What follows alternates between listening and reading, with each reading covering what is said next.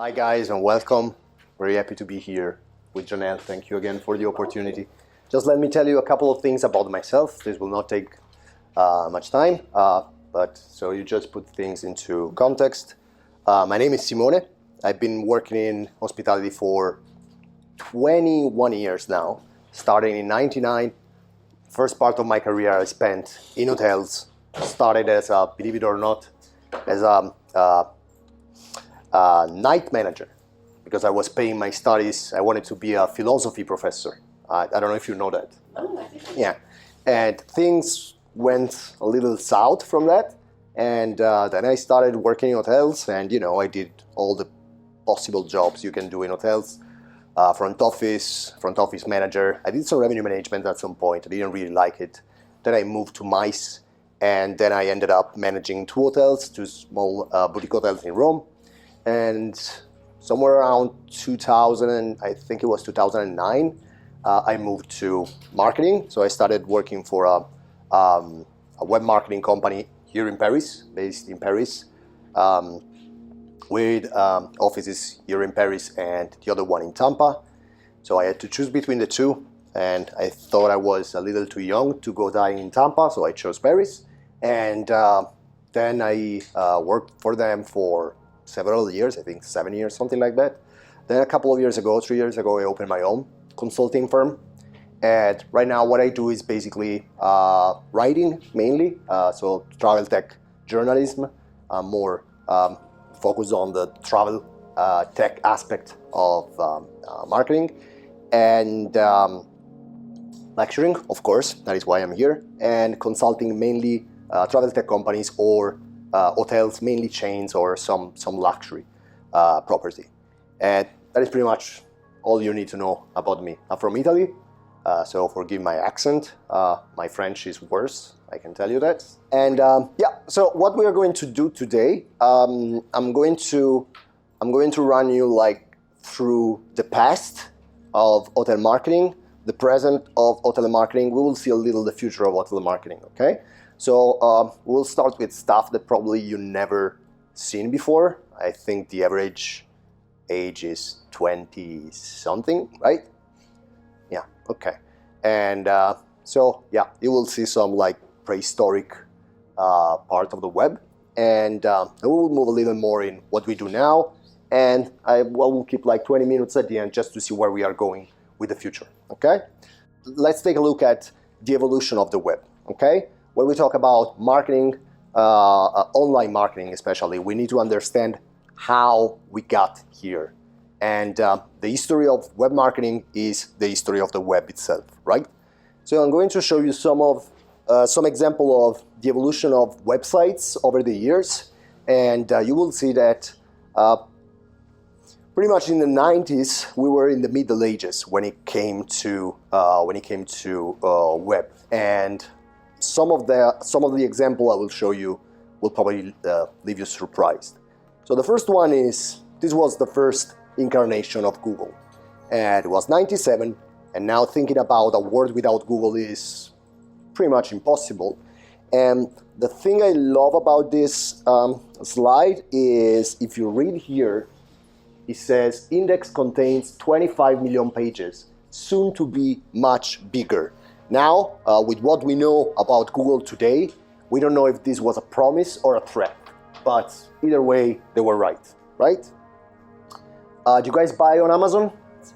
You may remember that Amazon started out as a bookshop, okay? And this was the first website of Amazon. Again, the interesting thing to me is this 1 million titles. And again, if you think about what Amazon became over the years, it's pretty interesting, especially if you think about that Amazon today is making more money selling its cloud services than selling books, okay? I can see a few MacBook here. So believe it or not, this was one of the first Apple websites.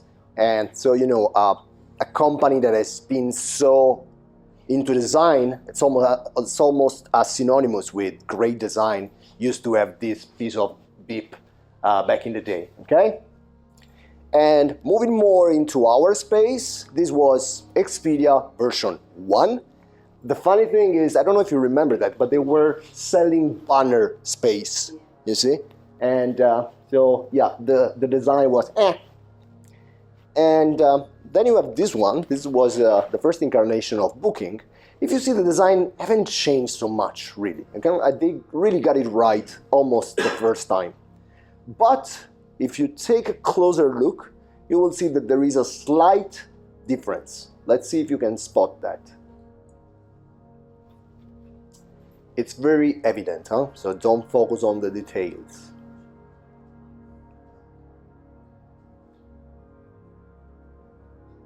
What's the name of the company? What's the name of this company? Bookings. So what you need to know is that the first version of Booking.com was bookings.nl, and this was a startup from Amsterdam. That is why the main office is still in Amsterdam today. The funny thing about Booking to me was that at some point it was acquired by Priceline, but the Booking.com brand became so huge that at some point they decided to change the name of the mother company from Priceline to Booking Holdings. And this is something that basically happened again with Ctrip and Trip.com, okay?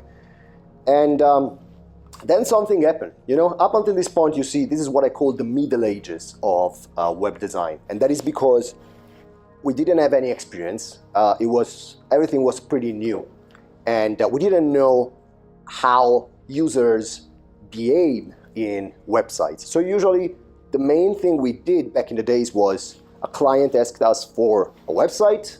We created a website exactly as the client wanted it. And so forget about UX, forget about user experience, you know, we knew nothing about that. Things started to change in 2003. MySpace today is pretty much known only for bands, music mainly. Back in the days, because this was 1 year before Facebook, was like the first real mainstream social network of my generation, okay? So we were pretty much using MySpace as Facebook, you know? Why this is so important? This is so important because for the first time, we understood that not only we had to think about the client's needs, we had to think about the user needs. And this is what a lot of people will tell you, that this is the beginning of Web 2.0. It's a definition I don't really like, because I don't think that when it comes to web, we got like a linear evolution. It's more like a crazy roller coaster.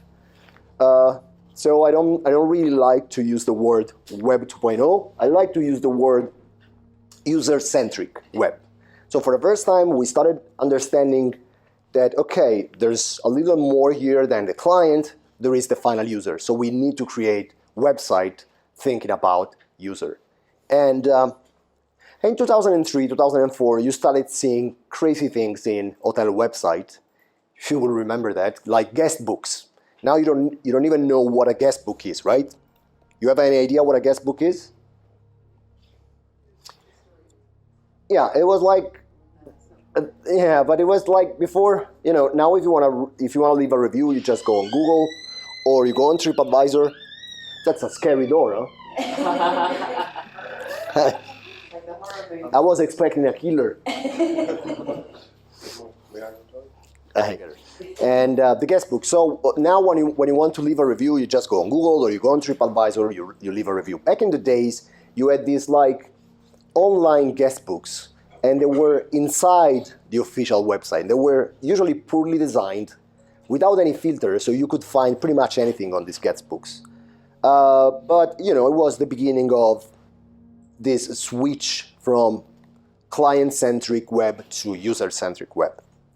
There is another date that is very important when it comes to the evolution of the web, and that, of course, is 2007, and that was when the first iPhone was launched.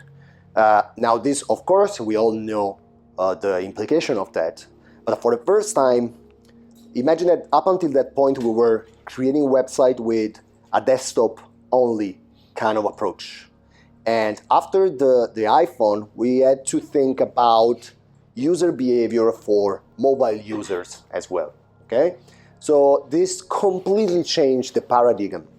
And the paradigm went on and changed again in 2015 when, for the first time, mobile users became more than desktop users.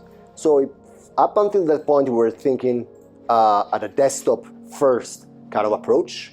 We started thinking about a mobile first kind of approach. That is why, for example, if you go to a good design firm today and you ask for a draft of the final design, they will likely give you the mobile version. They will not give you the desktop version, okay? And so you see, when it comes to the web, it's a pretty new form of art, if you want. And it took us some time to understand exactly what was going on. And it took us some time to get it right. Now, after 30 some years, we have a better understanding of how users behave. We are more familiar with concepts such as user experience. We are more familiar with concepts such as, understanding the customer journey. And that is why, paradoxically, websites today are flattening it out.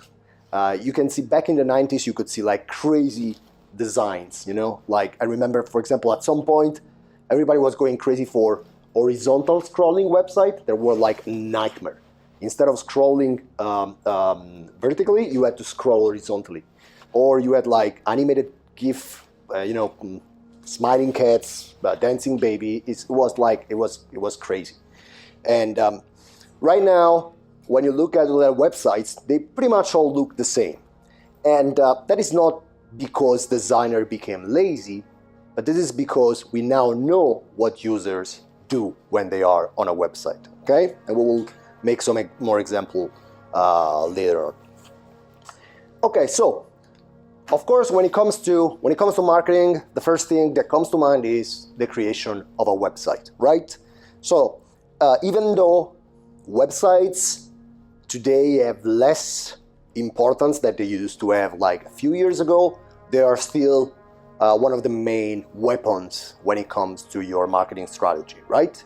And of course, we could talk about websites for hours. I just want you guys to understand a few main concepts, right? The first one is CMS, Content Management System. So I don't know, you have any experience with HTML, with websites? A little, some basic. Have you ever created a website or work on a project? Kinda. Okay, cool. So the first thing that you need to decide when you create a website is what kind of CMS you are going to use. Okay. Now, if you think about it, if you know HTML, you could create a website without even sitting in front of a computer. Okay, you could just take pen and paper and write down the old code. And of course, nobody does that. You do it when you study HTML, just to know how it works. But other than that, you use like a system that will facilitate the job for you. And that is it's called the Content Management System, right? Or CMS. Why this is so important? Because if let's say that tomorrow you start consulting for a hotel, or you are the GM of a hotel and you need to choose your web agency, the first thing you need to know is what kind of CMS they are using. Okay, and I will explain you why this is so crucial. Let's say that me and Janelle, we open a company together. Okay, what do we do, Janelle? Hospitality consulting. No, please. Let's do something. Let's do something else. So let's sell donuts. Let's sell donuts. Okay, so I'm loving that. So we create this beautiful website, and you can buy any kind of donuts you want, and great. So we need a website now, right? And we come to you. So what's your name again? Nikita. That's a cool name. That's a pretty cool name. Okay. You remember the movie? Have you ever seen the movie? Very good. So we go to Nikita, and Nikita has a web agency, and that's Nikita Web. And I said, look, we got this amazing product, but now we need an amazing website. Can you create a website for us? And what you do is that, yeah, sure. So you start working on the website. And what you do is you can decide either to create your own CMS or to use an open source CMS. If you use your own CMS, it means that you are creating not only the website, but you are creating the technology that makes the website works. This is really it's an oversimplification, but it's just to make you understand where we're going with that. And so you give us the website, it's great. We start selling donuts, we become like donut stars, whatever. But at some point, you start having a lot of clients, you make a lot of money, you go to Las Vegas, go crazy, disappear for 2 months. We need help from you, and you're unreachable. So where's Nikita? Nikita is nowhere to be found. So what we decide to do is we take the website, we put the website somewhere else, right? What's your name? Laura. So we take the website to Laura.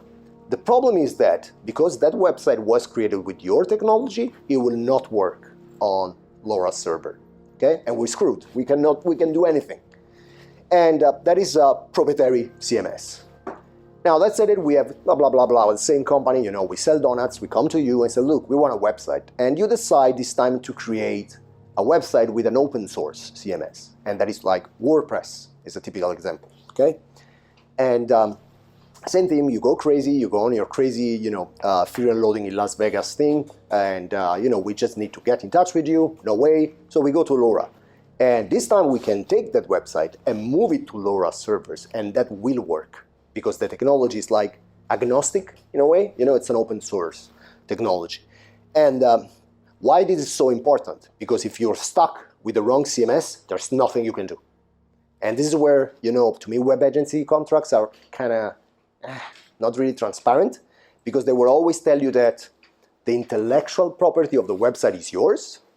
What they usually fail to tell you is that if they are using a proprietary CMS, and you leave that company, there's nothing you can do.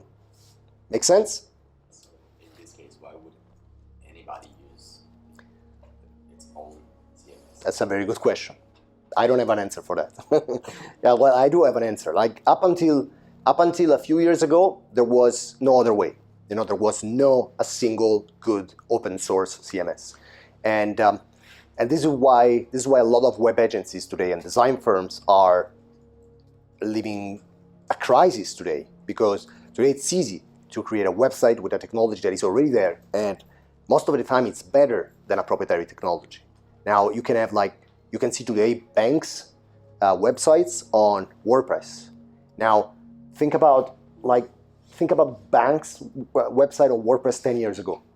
It was heresy, and that is mainly because there is one little risk when it comes to open source CMS.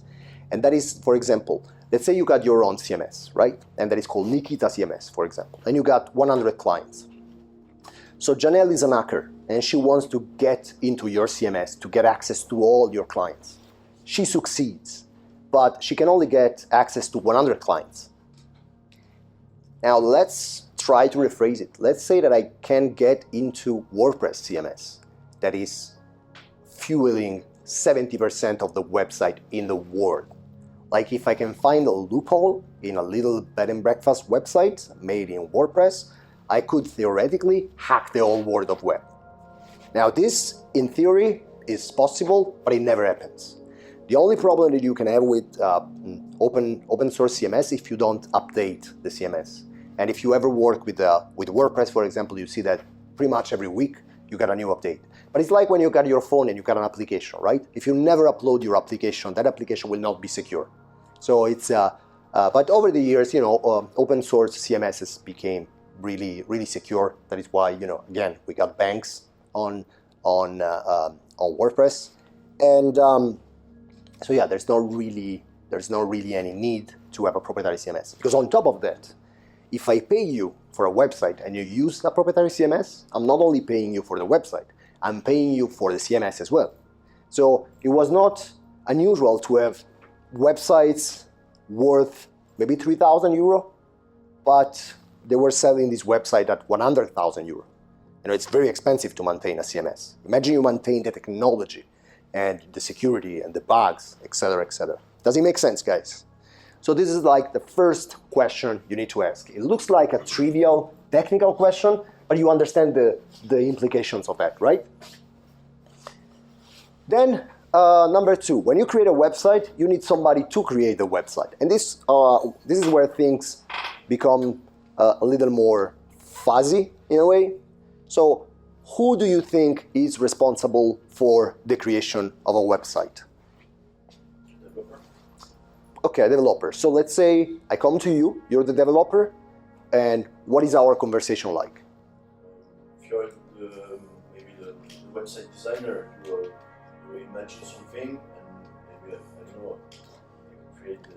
So there is a designer on top of that. So there is a designer and a developer, right? Anyone else? Yes, and UI. The UI, yeah, that's a little more advanced, yes, of course. I think we maybe need like a future user. It's advice or even. Like testers, you mean? Like beta testers? Like someone from external sources. Like a focus group, yeah. That's more neuromarketing, but yeah, it can make sense. Anything else? The content of the website. Where it should be. Yeah, we'll create the copy, of course. But, bless you, there is one person you haven't mentioned, and that is the analyst. So, the designer will create like the creative part of the website. The coder will create the actual code, but there is somebody before these two professionals that will analyze the problem you are trying to solve. And I always say, and this is like if you open a vocabulary and you look for the word design, you will see that it doesn't say to design stuff. It says to design something for a specific purpose. In other words, design is solution to a problem. Design is always a solution to a problem. If you go to the bar, you take a coffee and half of your lip stay on the cup because it's too hot, that is a design problem. I always say that probably except for anger in the world and war, all the problems in the world are design problems. Like the chairs you're sitting on that will give you scoliosis in 5 years, this is a design problem, okay? And so the first thing we need to do when we create a website is to identify the problem. If we don't know what we want to solve, we don't know how to solve that, right? So the first thing you do, you get an analyst, and it could be like somebody with more knowledge about your industry. So for example, in our case, it could be somebody like me or Janelle, and we can open your Google Analytics, see if we can find any patterns, if there is any opportunity that you are not exploiting correctly. And on top of that, we need to talk to the client to understand what he's trying to solve. And sometimes the goal is not always the same, you know? It could be like you want to open a new market, you want to open to the Asian market. So we have one thing in mind to solve that problem. Or it could be that you want to have more brand awareness, or you want to increase conversion, you know? And based on these feedbacks, we come up with what could be the best way to do that. When we do agree on that, then we go to the designer. And so you see the first part of the creation of a website is totally analytical, right? Then we go to the designer, and the designer is usually a prima donna, you know? It's very hard. Work with designers is probably the worst people you can work with. Have you ever met Steven? The brother of Rebecca? Okay, I had the privilege to work with one of the best creative designers I ever worked with, really, in 21 years. But he was probably the most abusive person I ever met. I had people of my staff in tears after talking to him. You know, never so brutal. And but you know, creative people, they're creative. They don't give anything. You know, it's just you see. You know, I work with several companies, and they just go around, you know, in shorts and design something. And you know, it should be like that. They're artists.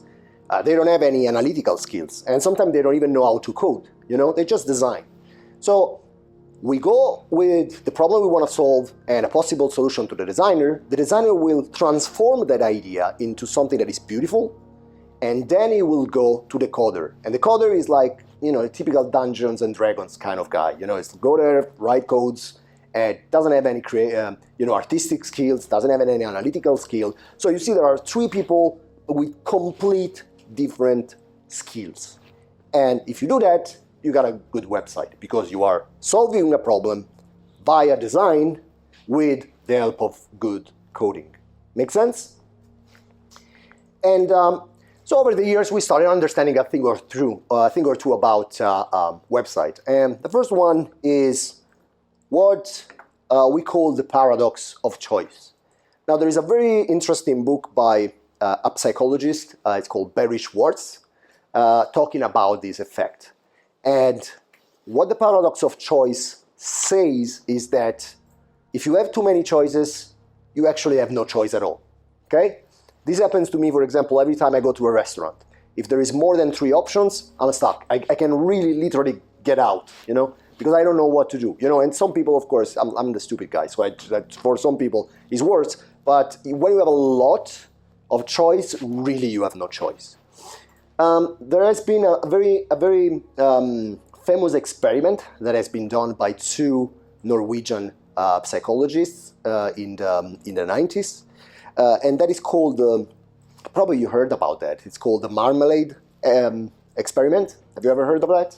So basically what they did was they went to a supermarket and on a shelf they put 26 different selection of jam.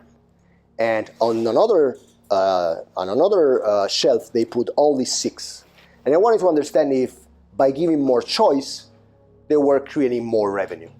The truth is that when you have more choice, probably you stop there more. You look at the selection, but you don't buy. When you have less selection, you do buy. And the numbers are just incredible. With 26 selection of gems, you got 3% of conversion. With 6, you got 30% of conversion. So that is why, for example, when you look at websites, especially for hotels, you usually have only 2 or maybe 3 things that you can focus on, no more than that. And usually this is because in a cognitive way, our brain cannot process more than 3 information at a time. That is why, when you go to a hotel website, a good hotel website, usually you have a big photo, so the emotion, you got the logo, so you got the connection with the brand, and you got a call to action. That could be usually book now, right? That is why you don't have like 10 different call to action. Make sense so far? So again, creation of the website. Now we know a little more about CMS. We know a little more about how design work. We know a little more about who are the people involved. Now, there is another thing that you need to know when it comes to website, and that is the website need to be indexed, right? Now, when you create a website and you put it online, that's just the top of the iceberg. But there are some other things that you need to do to make sure that that website works, okay? And that is where search engine optimization kicks in.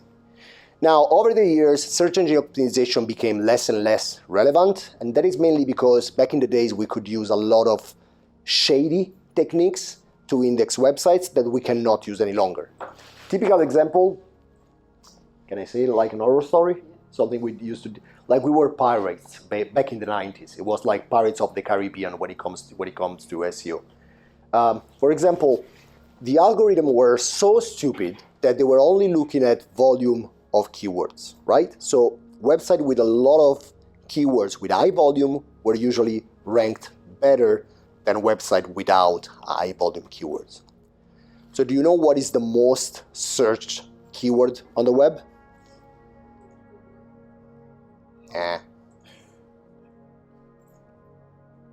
The male guys, you guys, you should know that. Sex. And that is, everything we have now is because of pornography in the web, So you bless pornography for all the advancement that we have. So what we used to do, basically, you had this beautiful website for family hotels and, white background, a picture of a dog playing with a couple of children, and then white on white, so it was invisible for the user, but it was visible for the search engine. We started to use words like sex, gangbang, you name it. Think about whatever you want. And it was pretty normal for us to have this website with a chunk of hidden sex-related text. At some point, Google said, this is not working any longer, okay? And another thing we did, for example, was to have backlinks, you know? Remember, probably you can remember that, but at some point during the 2000, you had these pages in all the websites that was called partner. And usually this partner had nothing to do with the website. Like hotel website, and on the partner page you had like a shoe shop, you know, and usually that was like, Janelle had a website, I had a website, can we exchange link? And that was because the algorithm thought that if there were a lot of links going back to the website, that website should have been very, very good, okay? Again, at some point Google said, let's stop this, let's try to make it a little more professional. So, you know, sometimes you hear the word algorithm and it looks like a mysterious, esoteric word, but at the end of the day, an algorithm is only a set of rules, right? And when they say that Google changed the algorithm, usually the only thing that is happening is that they slightly change the way they rank websites, right? Now, the cool thing about algorithms in Google is that each algorithm has a name of an animal. And that was at first by mistake, because one of the first algorithm was called Panda, and that was because the engineer working on the algorithm name was Panda. And in honor of Panda, all the other algorithms now have some animal names. Now, there are like, Google makes 100 changes a year to the algorithm, so I'm not going through that, but I just want to show you 4 big changes so you understand how the web changed over the years, okay? So Panda, 2011, he started penalizing all the website with duplicated contents. Now, to put it simple, if you have 2 websites with exactly the same content, Google will not be able to understand which one is better, and usually penalizes the 2. That is why, for example, if you work with Booking.com, Booking.com will rewrite the text for your page, okay? And that is because they want to have some fresh content. Penguin, and 2012. So what they did in 2012 was to stop all the backlinks. And they said, look, if the website backlinking you is not pertinent, then I'm not giving you any boosting ranking. 2013, there was Hummingbird, and that was a big change because we started to focus less and less on keywords. As I told you before, you know, we tended to use keywords a lot, and more on normal kind of contents. And this is why Google always says, don't write contents for Google, write contents for your users. And that is exactly right. You know, if you're trying to hack the system, this is not going to work any longer. And then we got Pigeon, and that was 2015, and it started giving more importance to the listings. So for example, Google Maps or Google My Business, etc. So you see there are, like, when you create a website, there are several steps. And of course, each one of these steps will take hours to explain in depth. You don't even have to know that, but you need to know at least what question to ask to the people you work with. That is, to me, is crucial. Because of course, if tomorrow you're a GM, or if tomorrow you're a hotel owner, or you're a consultant, you're not going to create a website yourself. You're not going to do SEO yourself, but you need to understand what the company you work with are doing, okay? Make sense so far? Then let's move to the evolution of the behavior of users, right? Even though over the last 20 years, a lot of things changed, the behavior of the traveler is pretty much always the same. And this can be identified in 4 steps. And this is what Google calls micro moments. So whenever you hear the word micro moments, we are referring to these different phases of the booking journey, okay? And probably if you took any other marketing class in the past, You probably heard this concept, probably with another name, but they're always the same. The first one is the I want to go away moment. And this, sometimes it is referred as the dream moment. So it's 9:30, we are here, it's not a beautiful day in Paris, and you are thinking that, wow, I would really need a break. I would love to go somewhere sunny on a beach for a couple of days. You don't have really anything specific in mind, you just know that you want to travel, okay? And that is the I want to go away micro moment. Tired, it's raining, it's freezing cold, everything is going bad, I just want to go away. That is micro moment number one.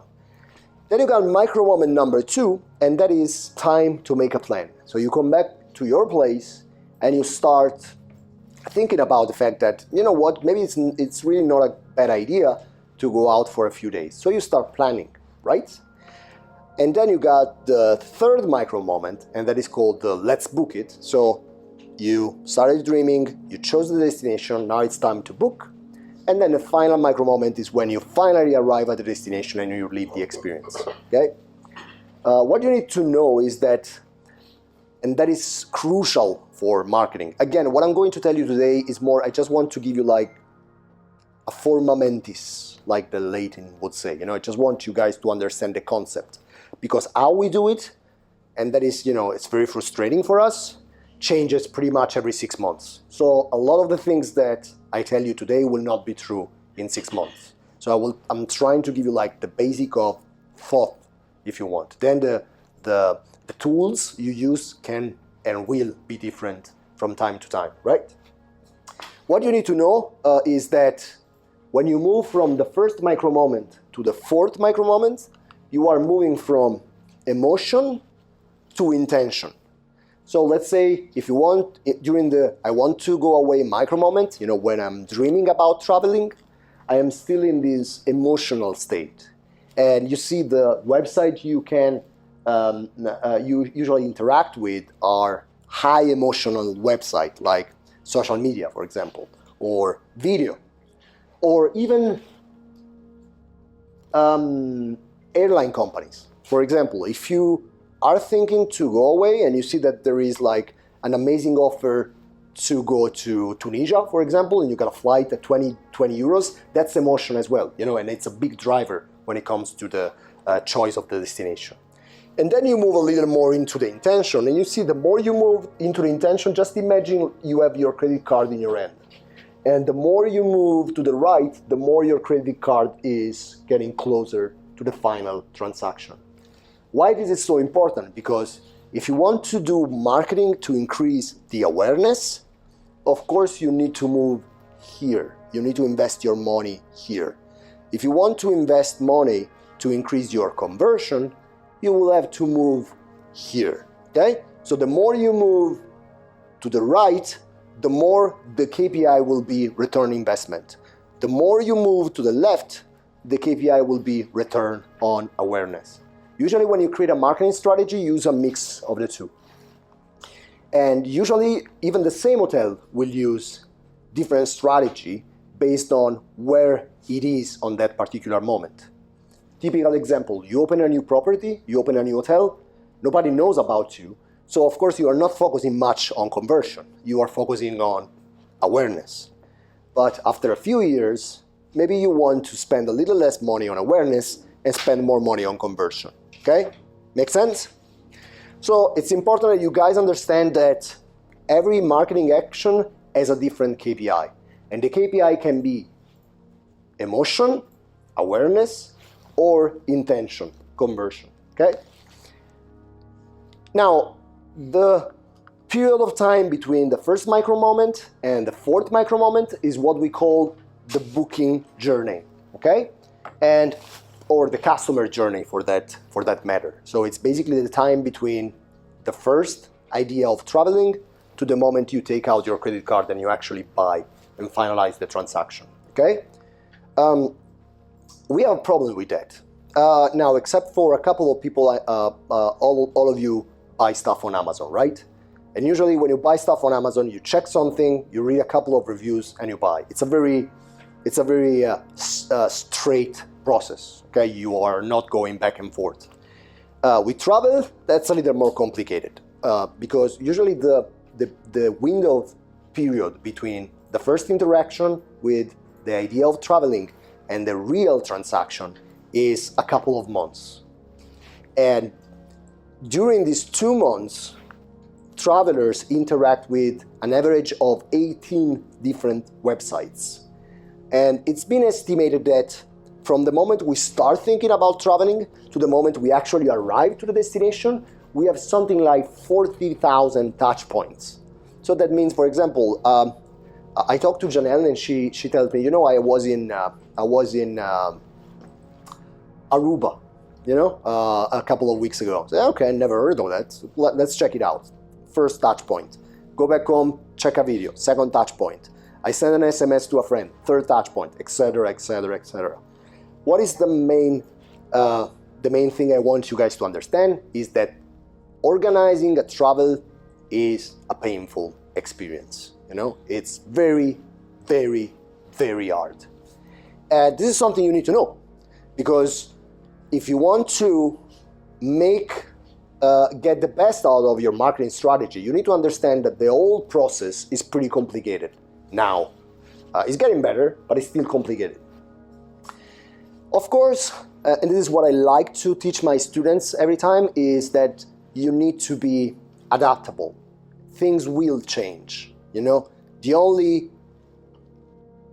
things that never change is change itself. And that is like one of the main teaching of any Buddhist related religion. But that is correct.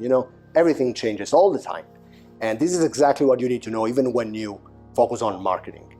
And this is what I call, well, it's not my words, it's the word of Nassim Taleb. It's an amazing writer, the black swan. So the black swan is something that is completely unexpected because it's completely out of the ordinary. It has a huge impact, and in retrospect, we try to find the story, so we may think that, in a way, this could have been predicted. Okay, that is like our human nature to create stories. Like for my generation, probably for you as well, the big black swan was 9/11. Okay, when 9/11 happened, I was in front of the television and I really thought it was some kind of teaser for a movie, because it was totally unexpected. It had a huge impact in travel, in society, economy, and still to this day we are trying to create stories to understand why this happened, And in travel, this happened with Google, for example. Up until a few years ago, distribution was mainly Booking.com and Expedia. Then Google came one day and said, look, I'm here, I'm taking everything, okay? This can happen again with Amazon. 44% of users would book on Amazon if Amazon had that kind of service. And think about that. There is a number, I'm not sure if I put it on the slide, but the main problem today is that we are not searching anymore. The contents are coming to us, okay? Alibaba, you're familiar with Alibaba? So last year, over 50% of the revenue of Alibaba didn't come from search, but it came from suggestions. It's like when you buy something on Amazon and they say, you may also like that. And that is why, last time I was buying a book for work, and 15 minutes after I was buying, crazy stuff for my cats. And that is exactly the thing they do. When I look at the stuff I buy on Amazon, probably I wanted to buy 5% of that. All the rest was because they convinced me in a way to. It's true that it's very easy to convince me to buy stuff, but anyway. And so that is really important to understand, that we are not searching anymore, but contents are coming to us. Why Amazon could have a huge advantage here.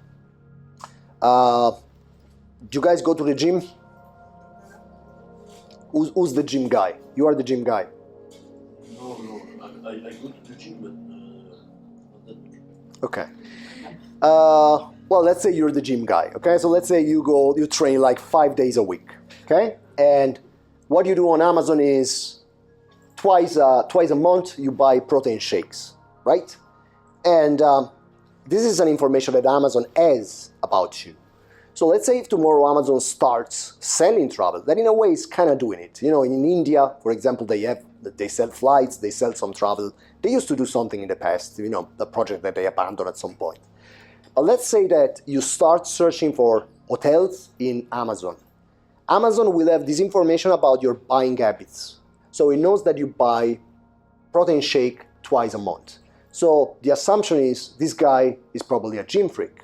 So what I'm doing is when it's looking for hotels, I will not rank hotels in terms of popularity. I will rank hotels with gym before the other hotels, okay? And that is exactly what I mean by that. You know, we're not searching, contents are coming to us. Netflix is another perfect example. You guys use Netflix? So usually you don't go and check every single title, right? You let the artificial intelligence doing his job and say, look, you like this, you will like that. And, you know, most likely, you know, after a couple of months, the algorithm will learn about what you like and what you don't like. And at the end of the day, they will get it right? There's another thing. I think Netflix is probably the best one when it comes to personalization. For example, have you guys watched Stranger Things? Really? Only you? Okay, so my homework for today is you come back home, you watch Stranger Things, okay? But, okay, Stranger Things is a show about a bunch of kids in the 80s, you know, and they have to deal with science fiction, love, and horror stories. Now, if you open your Netflix and you look for Stranger Things, you will see a slightly different cover based on what you usually watch on Netflix. For example, when I'm really into the 80s, you know, it's almost an obsession to me. So my cover of Netflix is all about these kids playing Dungeons and Dragons or, you know, dressed up as Ghostbusters. My wife, she's really into Korean love stories for some strange reason I maybe don't even want to know. And the cover of Stranger Things for her is different. It's not the kids playing Dungeons and Dragons, but it's the love story between the characters. If you're into horror, the main cover for you will not be the 80s, will not be the love stories, but will be something with blood, for example. And if you're into science fiction, you will have like an alien. So, you know, there is this level of personalization that you can only have if you have a lot of data. And unfortunately, or, you know, fortunately, depending on what's your take, Booking.com and Expedia will never have this kind of data. And because they only have information about the way you travel, but they don't know anything about what you buy or what you watch on television, right? Amazon has Amazon Prime. Amazon Prime, same thing. Imagine you have this huge company knowing exactly what you buy, knowing exactly what you watch, exactly what you listen to, and it could give you the perfect result every time, even before you start searching. Does it make sense?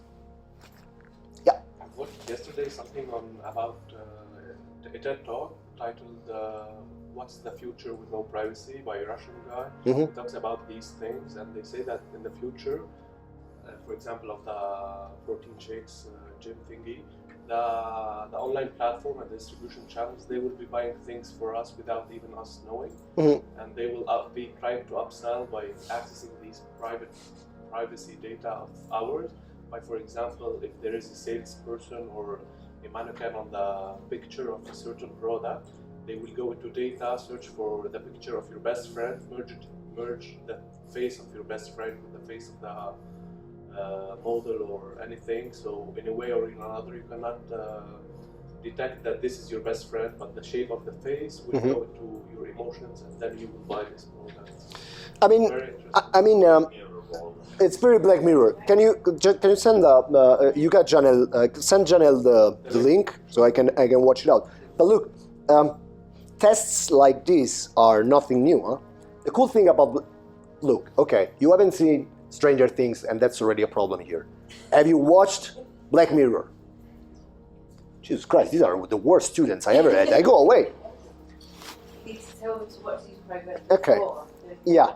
So it's part of the way we'll grade you is that you need to watch this. Mirror. Yeah. You've not watched Black Mirror? Oh, you have? Yeah. Well, Black Mirror, yeah. Okay, forget about Stranger Things. Watch Black Mirror, okay? Everything except the last season. But the cool thing about Black Mirror is that every episode is about a possible future. And usually it's a dystopian future, okay? But the cool thing about Black Mirror is that all the technology they talk about in Black Mirror, in one way or another, and some degree or another, are already here. So there is my favorite Black Mirror episode is called Be Right Back. You probably remember that. You know, there is this couple, they are about to get married. The guy leaves to buy milk at a car accident. The wife is so desperate that she gets in touch with a company. And what this company does is basically scanning, very similar to what you were saying me about this Russian guy, scanning all the social media of the, dead husband, and creating like an avatar, a copy of this person. And it was very interesting because when I watched that episode, I was actually I don't think I ever told you that, but I was consulting for a company doing that. And basically, it's not VR, but it gives you, crazy guy, it gives you like social media immortality.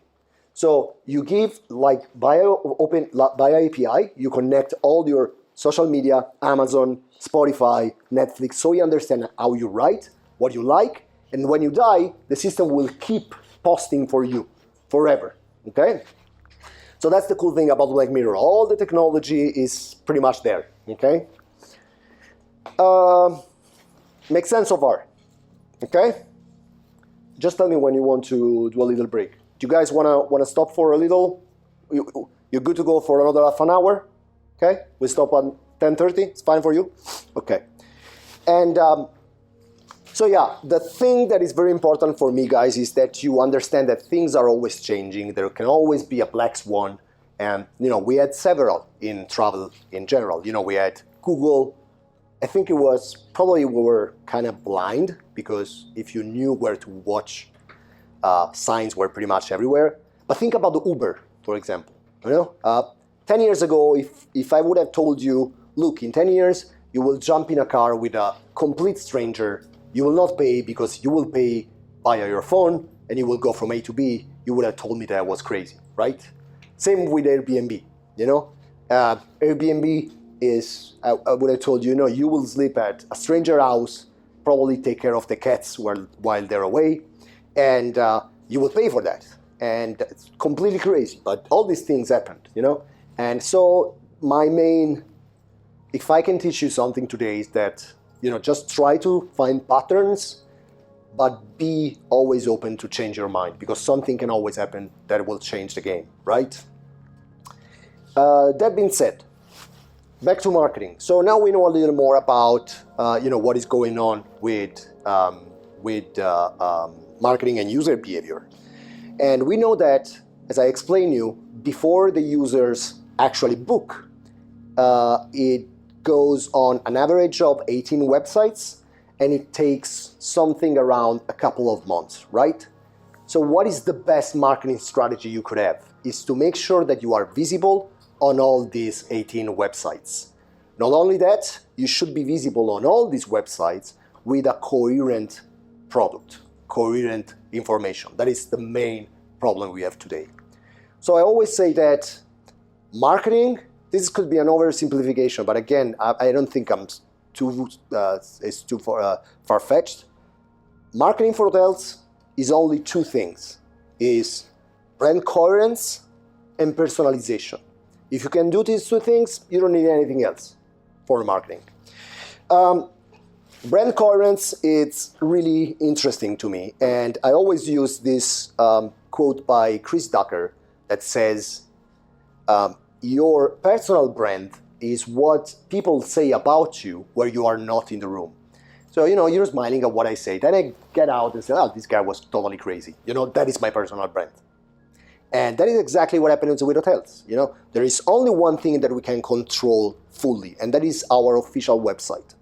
But then there are several other directories that we cannot fully control. OTAs, meta search, listing, etc. So it's our personal brand is more there than in our official website. So we need to make sure that once we have an information, once we have a direction, that direction is followed on all the different directories, right? So let's try to make some example.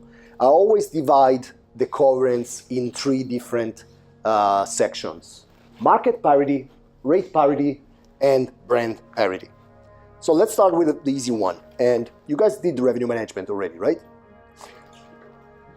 So one of the main problems you have with hospitality, again, this is not very politically correct, but after 21 years I can say that, is that you will have to deal with a lot of egomaniac.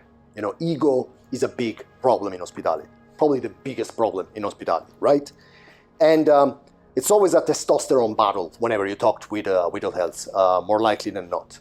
And sometimes the problems with hotels is that they think they're better than what they really are. This is the main problem. And to me, market parity is all about understanding exactly where you are in the market, understanding who are your competitors, right? As you saw with revenue management, understanding your competitive set, of course, is one of the key things you need to do to understand how to position yourself in pricing, in reputation, etc. Now, there are several ways you can do that. You can either guess. Another way to do that is to go on booking.com, for example, or on TripAdvisor, and you will see that there is always a little section with users that bought this hotel also saw these other hotels, right? And this is an algorithm. So it's you know that if booking.com is telling you that this is very likely a competitor, chances are that this is a competitor, or at least is perceived by the traveler as a competitor, right? So the first thing you can do when you create any marketing strategy to create your comp set, just go on booking.com, go on Google, go on TripAdvisor, and check what the users are checking out when they check your hotel. And some OTAs even have very advanced products. For example, Expedia has, have you ever seen like the back end of Expedia, the extranet? Yeah. So it's, if you see on the extranet of Expedia, there is a section where you can see who is eating your cake, basically. You know, all the lost reservation that you had, people that went on your page but then booked on another hotel. So it's very easy. You know, there is a scientific way to do that. And then you got the second problem. I don't know if you talk, if you guys touch base with the rate parity problem a little. Okay. So to me, I don't know if you agree with me, but this is, to me, is one of the biggest problems we have today in distribution. And this is mainly because of the way the technical way we distribute rates, right? So let's say that tomorrow I wake up and I want to sell my hotel at 100 euro a night. So what I do, I go on a channel manager, upload 100 euro, and this rate goes to all the different channels, right? At some point, I go online and I find a situation like this, you know, with a huge discrepancy between the rates. Do you guys know, do you guys have any idea why this happened? Go. Yeah. I think it's because different OTAs can maybe get rid of part commission in order to capture biggest part of profit. Yeah, that is happens pretty often. So usually there are two problems. One could be, have you talked about static rates a little, like FIT? Okay, you know when you sell your hotel, basically you can sell it in two different ways, either B2B or B2C, right? B2C is like Booking.com or Expedia. So you decide a price, you upload that price will be on Booking on Expedia, that will be the final price the client will pay. And then you will pay commission to Booking or you will pay commission to Expedia. In that case, yes. What OTAs can do, and usually do, is cutting a section, part of their commission to be to have a cheaper price, basically. Okay? It's not illegal, it's shady. Okay? I think it is illegal, because as long as there is not such a part in the contract. I mean, they don't say that they cannot do it. If you have you ever read a Booking.com contract? it's very vague. You know, it's like it's a one page. A Booking.com contract at the end of the day, it's really one page. You know, and there are a lot of scenarios that they don't talk about, and so it's very hard. And on top of that, sometimes you have like a double, like a ping pong between companies, like Booking Basic, for example. That is the typical example, right? You know what Booking Basic is? Sometimes if you go on Booking.com, you will see a little logo next to the room, and it says Booking.Basic. When you see that, it means that that rate and that room is not coming from Booking. It's coming from a third party, and Booking is buying that rate. Okay? The thing is that, I don't know if you agree with me, but over the years, OTAs, meta search, and marketplaces, they all merged into some kind of hybrid. You know, so OTAs, they don't only sell the rates you give, they even resell stuff they buy elsewhere. Okay, that is a fascinating topic. We could talk about that really for hours. But usually, how it happens is that they shop directly from a big hub of rates. You know, there is. Check out this website. It's called Travelgate X. You know this company? Crazy. It's like a huge hub of rates, and you know, for example, hotel beds. It's like crazy. And they go, like hotel beds go directly on Travelgate X. Travelgate X just shop for thousands of different players, get the best rate. So hotel beds is not shopping directly from, you know, whatever. They shop from this big aggregator. Okay, you got this problem with the commission cut. The other problem can be if you have like a static contract with B2B rates, right? So let's say I have a hotel, Janet is a tour operator, and she comes to me one day and says, look, I will sell your rooms in high season for 100 euros, low season for 75, and mid season for 85, right? We sign a contract, and that is not dynamic, you know. That is, she can do pretty much whatever she wants with the rates within a certain range.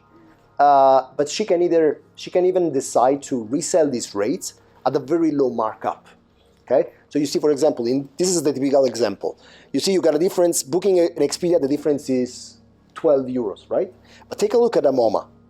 Amoma is 65 euros. There is no way an OTA can cut that much his commission, right? Even if he cuts all the commission, he will not get to that rate. In this case, what happened, very likely, is that the hotel made a contract with a bed bank or a tour operator or an wholesaler, and this wholesaler or bed bank is reselling this rate at a third party with a very, very low markup, okay? So this creates a lot of confusion, especially in luxury. This is a huge problem. And I have like, I took a client in Bellagio on the Como Lake, amazing place, you know, they shot part of Star Wars there, just amazing place. And the owner is like 90 years something, so he doesn't really understand all the nuances of distribution.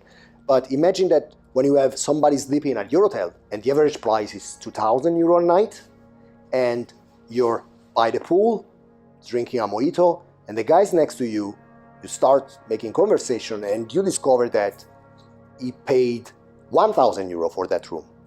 And what happens, and he told me, look, this happens all the time, because they become friends, you know. They go up in the room and they check each other's room. And they say, okay, this is exactly the same room. I paid 1,000 euro a night, you paid 2,000 euro a night. And that is not the fault of the hotel. The hotel has nothing to do with that. You know, it's just a question of a very broken system of distribution that we have today, okay? So within certain limits, and Janelle can tell you more about that, I'm not a revenue manager, but it does impact what I do in marketing. But within certain limits, you can control your rates. So maybe adding some clauses to the contracts, or making sure not to sell static rates, you know, just trying to be as dynamic as possible, etc., etc. Because this will happen, you know. That is the typical example. Booking.com buying rates from Agoda and reselling on Booking Basic, you know. And this usually happens in specific markets. You know, to me, one of the most not transparent ways to do that is like, you got a special rate on Agoda for Chinese customers. What Booking.com does is buys that rate from China and then resell these rates to Europe. Okay, that is crazy. And it's even very hard to detect. That is why, over the last years, a lot of companies started to do rate shopping, and they do rate shopping with VPNs. Yeah. Do you think that there is some websites that compare different rates from different VPNs? Oh yeah. They're not websites. They are software. Usually they are. Look, the computational power you need to do that. It's a lot, because usually, can I name some companies, or like, I don't know, there is like OTA Insights, for example, and what they do is they do exactly this. They have like an automatic VPN, and every half an hour they check rates on different markets. Okay. On top of that, sometimes they're so smart, because sometimes everything is perfect, but if you check for 3 nights, for example, you see that something is off. So sometimes they just cut rates for stays over X nights. So for example, if it's only 1 night, the price is the same on all the platforms. If it's 3 nights, they apply some kind of modifier, right? And to my knowledge, there is no such company that does it in real time, because again, imagine the amount of computational power you will need to do that. But usually it's like every half an hour, you can get like a script, you get an alert, and a little screenshot. So for example, if somebody is selling a rate that is only for the Russian market at 7 a.m. in Los Angeles, you know that. You call your account manager. There's a lot of manual work, unfortunately. You need to call your account manager with the proof asking to stop doing that. So they usually stop for a couple of days, then they start again. Yeah, it is a massive challenge. Sure, but for users, is it accessible, this OTA site? Can I book through this? You cannot It's book. not a booking channel, but booking what's it called? The rating- Booking.com. The rate intelligence, Booking you know? Basic, sorry. The Booking Basic, if you go onto booking.com, you might see that rate. As the guest, you might see that rate on Booking Basic. Because what they're doing is booking.com will find that rate. And what they say to you is, you like this hotel, if you book it now, within 24 hours we will come back and we will give you this rate. And then they'll come back and they've shopped and they found that rate, that Russian rate, and they'll come back to you and go, right, here you go, here's your booking, and you pay for it and everyone's happy. And the hotel receives the booking through booking.com, but at a completely different rate. But booking.com have gone and bought it from a third party somewhere else, maybe a wholesaler. But as a hotel, when they launched Booking Basic, they automatically put everybody in the program without telling you what it was. But you can opt out, but you have to opt out. But it's not in every market yet, but it's definitely in some European markets. And hotels are not even aware of it. And suddenly they'll look on booking.com and see this Booking Basic next to their name. And it's like, what is that? Yeah, and it's like, no, bless you. We didn't even know we were in the program. And then you can opt out of it. But if you don't know about it and you haven't seen it and you're not aware, they would just put you in. But when they launched it, like last year, it's quite new, last year they launched it and they just automatically put whatever market it was, they automatically put the hotels in. I think they launched it in Spain or Portugal first, and all the hotels went into it, but they didn't tell anyone. Expedia is doing something very similar with Expedia Rate Match. Yeah. To me, it's even worse than Booking Basic. And it's always, you can opt out, like by default. You're in by default, and then you have to find out about it. And the hotels very rarely find out about it because they just don't. How often does a hotel look at their own hotel on booking.com? You know, it's like, we know the rates, we've got our rate channel manager, we push those rates out, we know they're there, but we don't go as a user onto booking.com and look at our own hotel. Not very often.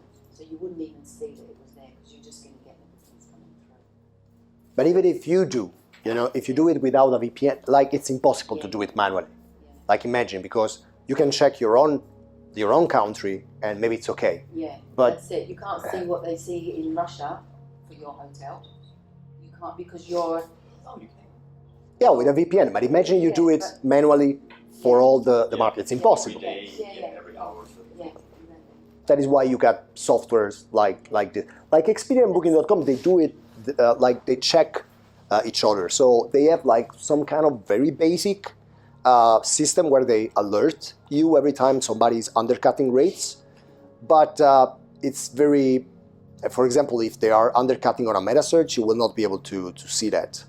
I mean, there is a big market for companies like this lately. You know, there is like OTA Insight, the Hotels Network. They have something similar. I think RateGain they launched. RateGain are doing a lot of work with hotel beds actually to stop this problem, because hotel beds were one of the worst offenders.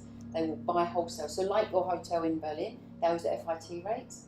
Hotel beds would be the operator, the wholesaler that had those rates, and then they would sell them online to all sorts of like a MoMA that have gone out of business now, thank God, but would just go and buy those rates from hotel beds and then put a small markup and sell them online.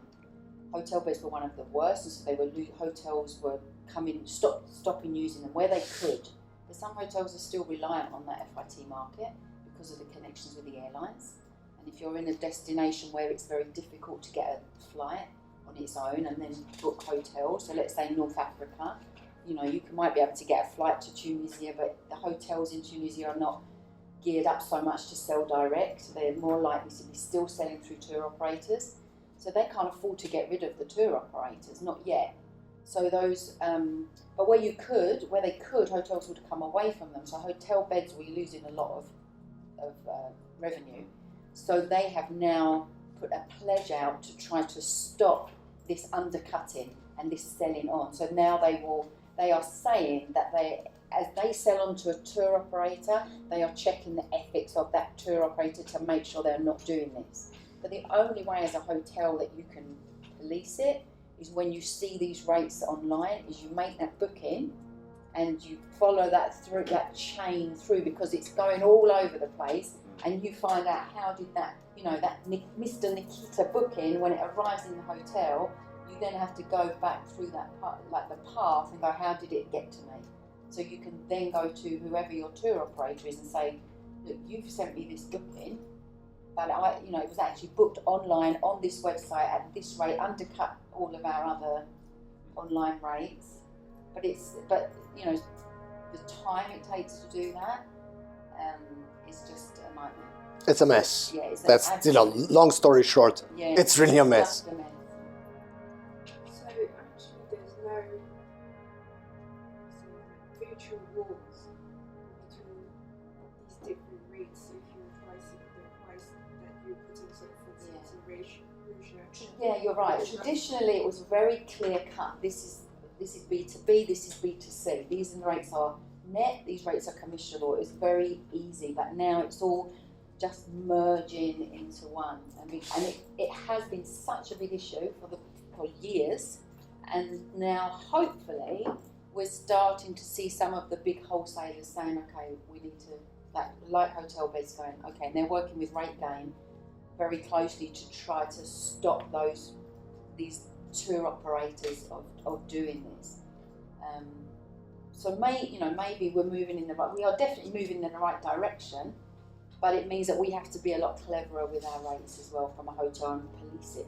And contracts, it's those contracts, the clauses in the contracts of where can I sell these rates on? It's a massive issue. I think hotel beds, they have like 3 layers now. Mm-hmm. So if you see I don't know if you ever checked the extranet. It's pretty clever how they did it. They have like one section where the hotel is like green light, so it can be sold by anybody.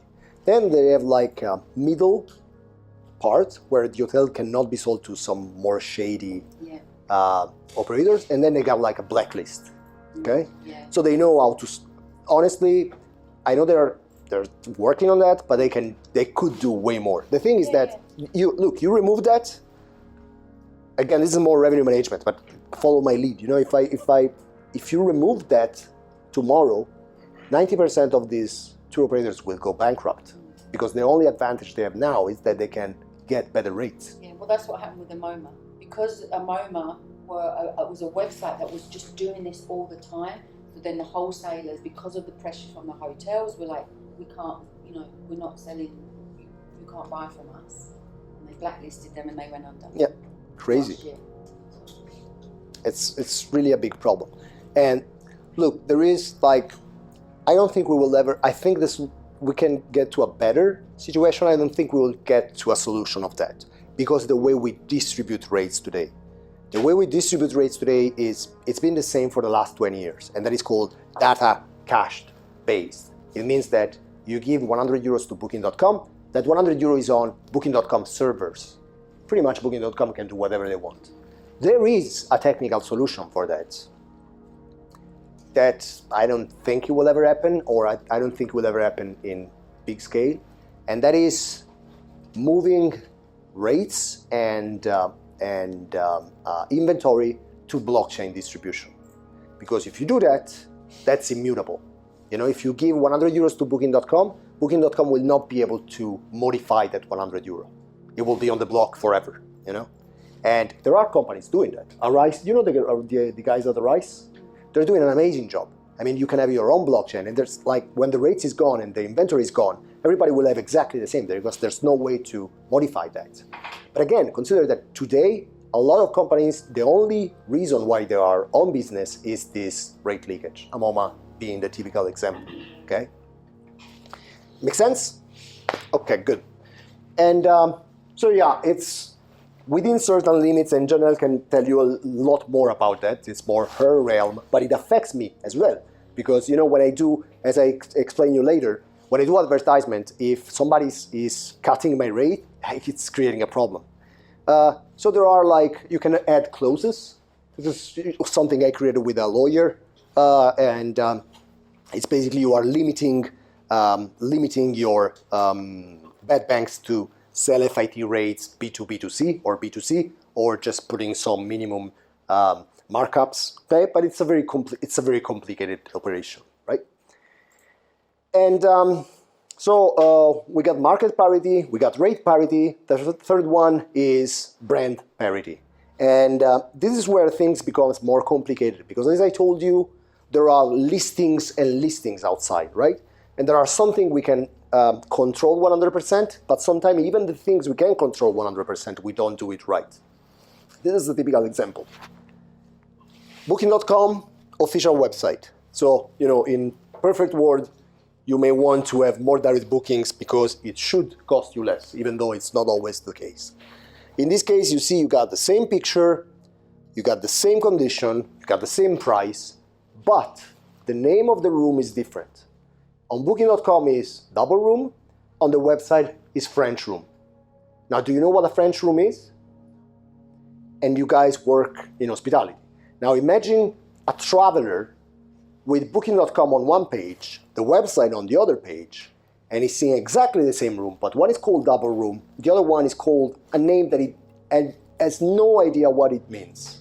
French room is only, the bed is smaller. It's a French bed, that's it, okay? I don't remember the size, but it's slightly smaller than a normal bed. And this is a stupid mistake. That is why, for example, you cannot create your own name for rooms on Booking.com or Expedia. They will never let you do that, right? Let me tell you a story. I used to work for this hotel. Look, the stupidity of men. For one night, the brother of Napoleon, not even Napoleon, the brother of Napoleon slept in that hotel, right? And they were so proud of that they named all the rooms with Napoleon-based names. So you had like people going to the hotel and finding like Napoleon room, and they had no idea what that meant.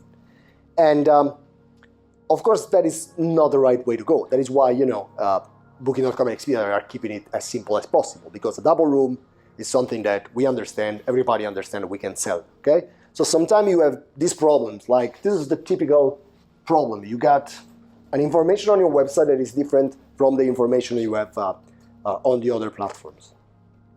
Even worse, because we got 18 websites before we actually have the final transaction, we need to take care of all the different listings. Now, I'm sure if I ask you, where do you think the hotel should be listed, I will have the usual answer, right? Booking.com, Expedia, what else? TripAdvisor maybe, Trivago. Anything else comes to mind? That's Expedia, yeah. But for example, Bing places. So Bing has 5% market share, sorry. And it doesn't seem much, right? But when you think about the fact that we are 7.5 billion people, 5% of 7.5 billion people is a lot. Hotels, they have no idea what is going on with their Bing pages. And this is totally free. You can go on Bing, you claim your page, it's done. I've seen some crazy stuff that I can send you. I can share it with you if you want. Like Booking.com claiming the Bing pages. So they are redirecting the traffic from the Bing page to Booking.com. Okay? And, or Yandex, that's another thing, Russian market. You can claim your page, so you can update your information. And it's totally free. But a lot of hotels, they have no idea. And I can understand because they have to take care of so many directories, right? And so it's very important that whenever you start a marketing strategy, even before you start thinking about how much budget you should invest, you should have the same information in all the directories. The best way to do that is that you Google your own name, you create an alert, and you create an Excel file with everything, and you clean it up. There are some companies that can do it for you. Usually they're very expensive though, like Leonardo, But I mean, if you know how to do it, this is like the number one thing you need to do.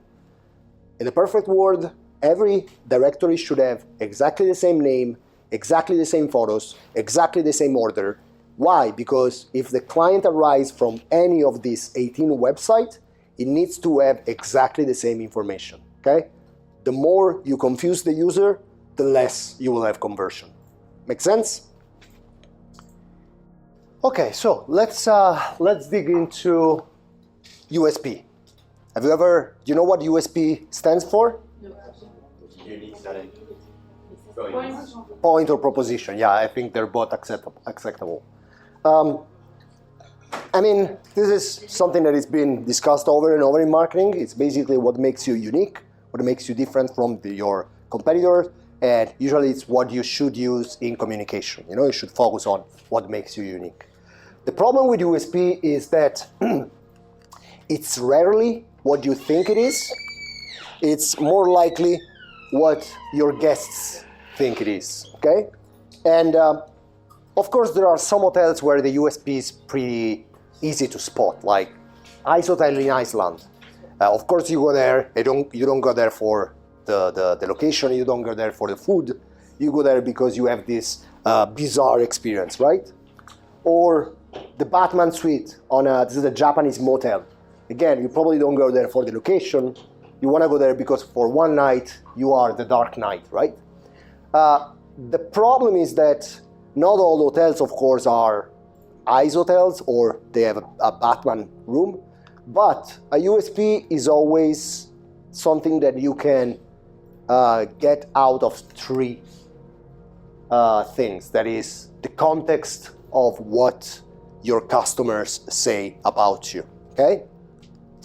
And the easy way to do that is just either you can do it with a software.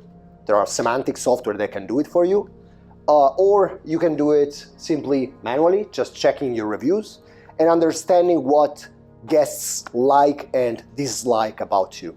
And I can tell you that sometimes even for us that we've been in the industry for years, we make mistake. And this is the typical example. Small boutique hotel in Paris. When it opened, even though it's only a 4-star, it wanted to give like that extra mile, and so all the music system in room is Bang & Olufsen. They do have Versace marble on all the bathroom. They have Hermes amenities that I think now they can only give it to 5-star, if I got it right. So it's a 4-star with some elements of a 5-star. And of course, when we started working on the website, without having any information, we focused on that. So you see the website was like this. You can see an Hermes bag here. You can see the marble. You can see the products. What we found out after 3 months of analyzing reviews was that guests didn't really care about that. It was something okay, but it was something more. What they cared about was the Tour Eiffel view. And now, if you live in Paris, that is not a good view of the Eiffel Tower, right? I mean, you can have like a lot more hotels around there with a better view. But still, this was something that was always semantically in a good context. So what we did was slightly change the communication, and instead of having this, focusing more on the amenities and the products, we moved to this view of the Eiffel Tower, and conversion almost doubled overnight. And this is what we mean when it comes to unique selling proposition, is trying to understand. Yeah. Sorry, I didn't mean to interrupt that. But the search spider doesn't detect the image, right? So you have to change the text within the website. Yeah, of course, we had to change like the copy of the ads. We had to change part of the text on the website. We had to change pretty much all the communication, the newsletter, etc. But it was something. The main thing was that to us it was completely unexpected, And if you live in Paris, this is La Motte Piquet Grenelle. So it's I think it's probably 15 minutes walking to the Eiffel Tower. It's not close. And this is something we never thought about. We never thought that, okay, the strength of this hotel is the Eiffel Tower, And that is why, if I can give you another lesson today, is never trust your opinion. I mean, opinions in marketing are irrelevant. The only thing that is relevant is data, okay? So sometimes you're biased. We are humans after all, so we can be biased. But there is always, luckily there's always a way to get to real data and understand how you can slightly change if something goes wrong, right? So we know that it's important to have a coherence between all different channels. We know that how we can find out our unique selling proposition. Now let's see pragmatically what we have to do when we want to do marketing. So there are, of course, several things that you can do. The most used is search engine advertisement. So it's all the paid marketing that you can do on search engines, such as Google, such as Bing, Yandex, Baidu, etc., etc. Usually when we talk about search engine advertisement, or sometime I heard some people calling it search engine marketing, SEM, even though I don't fully agree with that. I think SEA is more accurate. Is basically all this action you can do on search engines by paying, right? So remember before we talk a little about search engine optimization and how to rank higher for a certain query. Now with paid search, what you can do is you can modify your ranking by paying Google, right?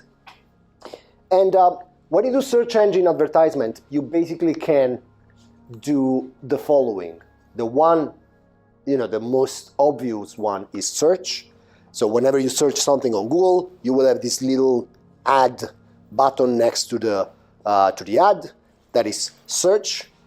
Display, and that is like every time you see a banner, like if you're on a forum, or if you're, it happens sometime, for example, you check out a website, you leave the website, you go somewhere else, and you get a banner reminding you of the last website you visited, right? And that is remarketing. Or video, Google owns YouTube, so whenever you set up a campaign in Google Ads, you can expand it to YouTube as well. So you see sometimes when you watch a video, you have like the little subtitle with a text message, or you can do video advertisement. Shopping, that is not really important for us, but if you Google, for example, Nike, you will see that there are these little boxes where you can buy directly, right?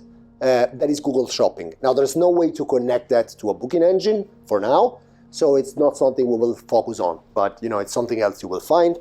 And then you got app. So whenever you download an application, and especially if you download like a trial version, you will be able to show your ad on the apps as well, right?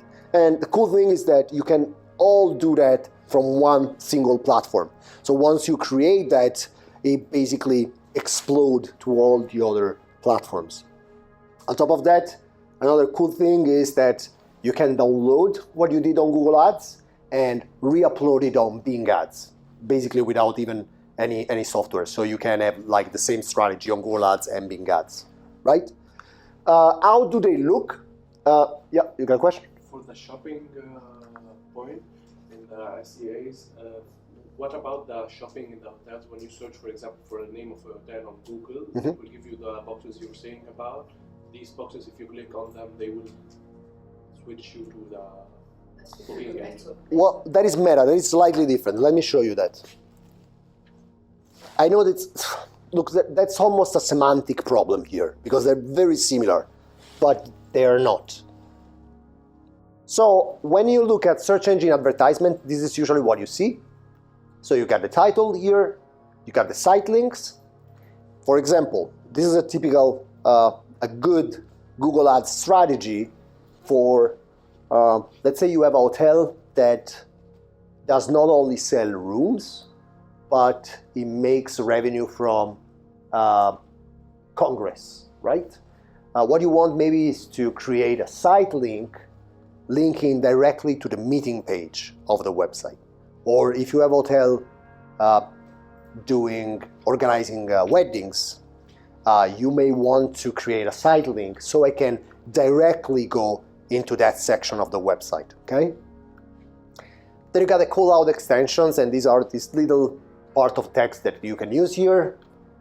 Structure snippet, same thing, very small part that you can use here. What is important for us is this, local extension. So sometimes when you create an ad, and you are a chain, for example, you can show all your different locations in one ad, okay? We usually do it when we do awareness campaigns for chains. And another thing that is pretty interesting for you is call extensions. And this is something that we only, if you do it right, we only do it on mobile. And that is because conversion on mobile, unfortunately, is not great. And it will never be, very likely. And that is mainly because it's very hard to pay on a mobile phone, on an official website. The difference between when you buy on Amazon, for example, you got the one-click button. You don't have to put your credit card all the time, right? Or if you're buying on a chain, it could be that your card is already stored in that system. If you are buying through an official website, you need to go to the booking engine, get your credit card number, do it on a mobile. It's kind of complicated. So the problem with conversion on mobile has a lot to do with the process of the payment, right? So what we do usually is that instead of linking it to the booking engine, we link it to a telephone number, right? And this telephone number is tracked, so I can count as a conversion every time somebody clicked on that number and actually called me, okay? Make sense? And this is something that if you go on a mobile, you will see it pretty often. If you check, if you try to Google the name of a hotel on Google on a mobile phone, you will very likely see a call-out extension, right? Remarketing, again, basically you go on a website, you leave the website, via the cookies that are installed on the website, we are able to remarket you. And this happens all the time. For example, on Booking.com, it's very aggressive when it comes to that. If you go on Booking.com and check a location, for example, you leave Booking.com and you keep checking out other websites, you will see a banner from Booking.com reminding you about that location, right? And it can even be cross-channel. So sometimes you can have it like you do something on a website and then you will see the remarketing on Instagram, for example, or on Facebook, right? And so every time, and this is super effective. Actually, this is probably the most effective in terms of conversion, the most effective campaign you can ever do. And that is because, remember when I explained you that the more you move to the right, the more you go into intention? This is people that already shown an interest in your product. And the only thing you need to do is you need to make sure that they actually book at the end. Can be done in several different ways. Again, I don't really care that you understand the technicalities behind that because you will never do that. You will have an agency doing that. But I want you to understand what you can achieve. A good example is, for example, let's say that I have users that get on the booking engine, get to the availability page, and then they leave without booking. So I know that the main problem there is that maybe they haven't found the dates they were looking for. Maybe I was full, right? So what I can do is I can create a rule in remarketing showing to these users, and these users only, different dates. And what I can say is, look, if you haven't found the date you were looking for, we can give you 10% discount on these other dates, right? Or, for example, if we take the same example we were talking before, if you have a hotel that is making revenue by organizing weddings as well, I could create a remarketing that is only triggered when somebody lands on the wedding page. So I go on the wedding page, I leave the website, the message that I will be shown will not be a generic message. It will be a message about the wedding, okay? That is remarketing. Doing this kind of remarketing is pretty sophisticated, but it's super important, especially when you have big hotels with a lot of services. Or, for example, hotels, and that is a paradox, but hotels when they have something local that is great are super hard to market. I used to have, still my client, a chain of 7 hotels in Greece. One of these hotels in Athens has the biggest wellness center in Europe. And believe it or not, a lot of the traffic was going straight for the wellness center. They didn't care about the hotel, right? Because they were local, they wanted to go to the wellness center. Of course, if you do it smartly, the remarketing you do here, the people that check the wellness page will not be remarketed with information about rooms or about congresses, okay? So you can create this level of sophistication and you can trigger the remarketing based on what the users do on the website. You can even do it based on how much time they spend on the website. For example, maybe I don't want to remarket people that stayed on the website only for 2 seconds, okay? But I want to remarket people that maybe just stayed on the website for a couple of minutes, okay? It's very easy technology. It's all cookie-based. The only thing that it's important for you is that you understand that this is doable, okay? Again, you don't need to understand how you can do that technically, even because Google gives certification for free. You know that, right? So if you want to take a Google Ads certification, or if you want to take a Google Analytics certification, you just go on Google, you pass the test, they will give you a ton of videos and documents to study, and they will give you a certification that will last for, I think it's 24 months now, and I really suggest you guys to do that, especially for Google Analytics. I mean, when I hire people, I don't hire people without a Google Analytics certification. I'm not going to re-explain Google Analytics, okay? And there's nobody better than Google to explain you how that works. And does it make sense? Remarketing? And again, that is how a good Google Ads look like. You can do advertisement on YouTube as well, as I told you before. That is another thing that hotels often forget about, and that is where a lot of brand jacking happens. If you try to go on YouTube and you type the name of a hotel, it's very likely that somebody is creating videos to redirect traffic to their own websites, okay? Booking.com does that a lot. And social media, Google Ads usually and remarketing is very bottom funnel kind of campaign. So we are focusing on return on investment, but of course we need to focus on return on awareness as well. One of the best way to do that is via social marketing and social advertisement. And that is because it's very cheap and you can really target users with a level of sophistication that is unique to Facebook. When we talk about social media ads, we are mainly talking about Facebook.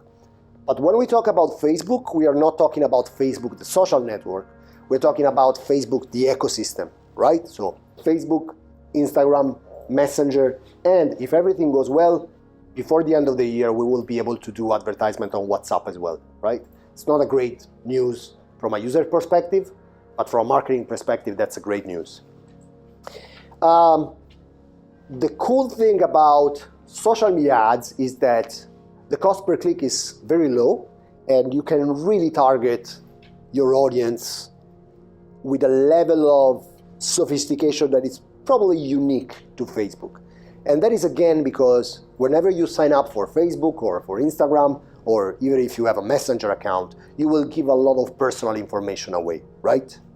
So this is a little example that I created for you, so you understand how it works. First of all, have you ever managed a campaign on Facebook or Instagram? Yeah? Okay, so the only difference is that instead of going on facebook.com, you go on a website that is called business.facebook.com. You will have this extranet. To me, if you never seen an advertisement platform in action, Facebook is the best place to start because it's super easy and it's designed in a way that is you don't really need to understand how it works. Google Ads can be a little scary if you go there for the first time, but Facebook will guide you through each steps. And once you understand the logic behind that, you can basically apply that to all the other kind of advertisement. Again, as you see, technology change, but the main idea at the bottom is it's always the same, right? So this is an example I created for you. Let's say we got a hotel that is a very good destination for families, right? Maybe they are close to the beach, maybe they have a baby clap. So family is their core business. What they want to do here is they want to create a campaign to target these people and these people only. So this is exactly, I took screenshot of step by step. So this is exactly what you see when you start a campaign on Facebook. You give a name. In this case, we call it Facebook promo minus 25%.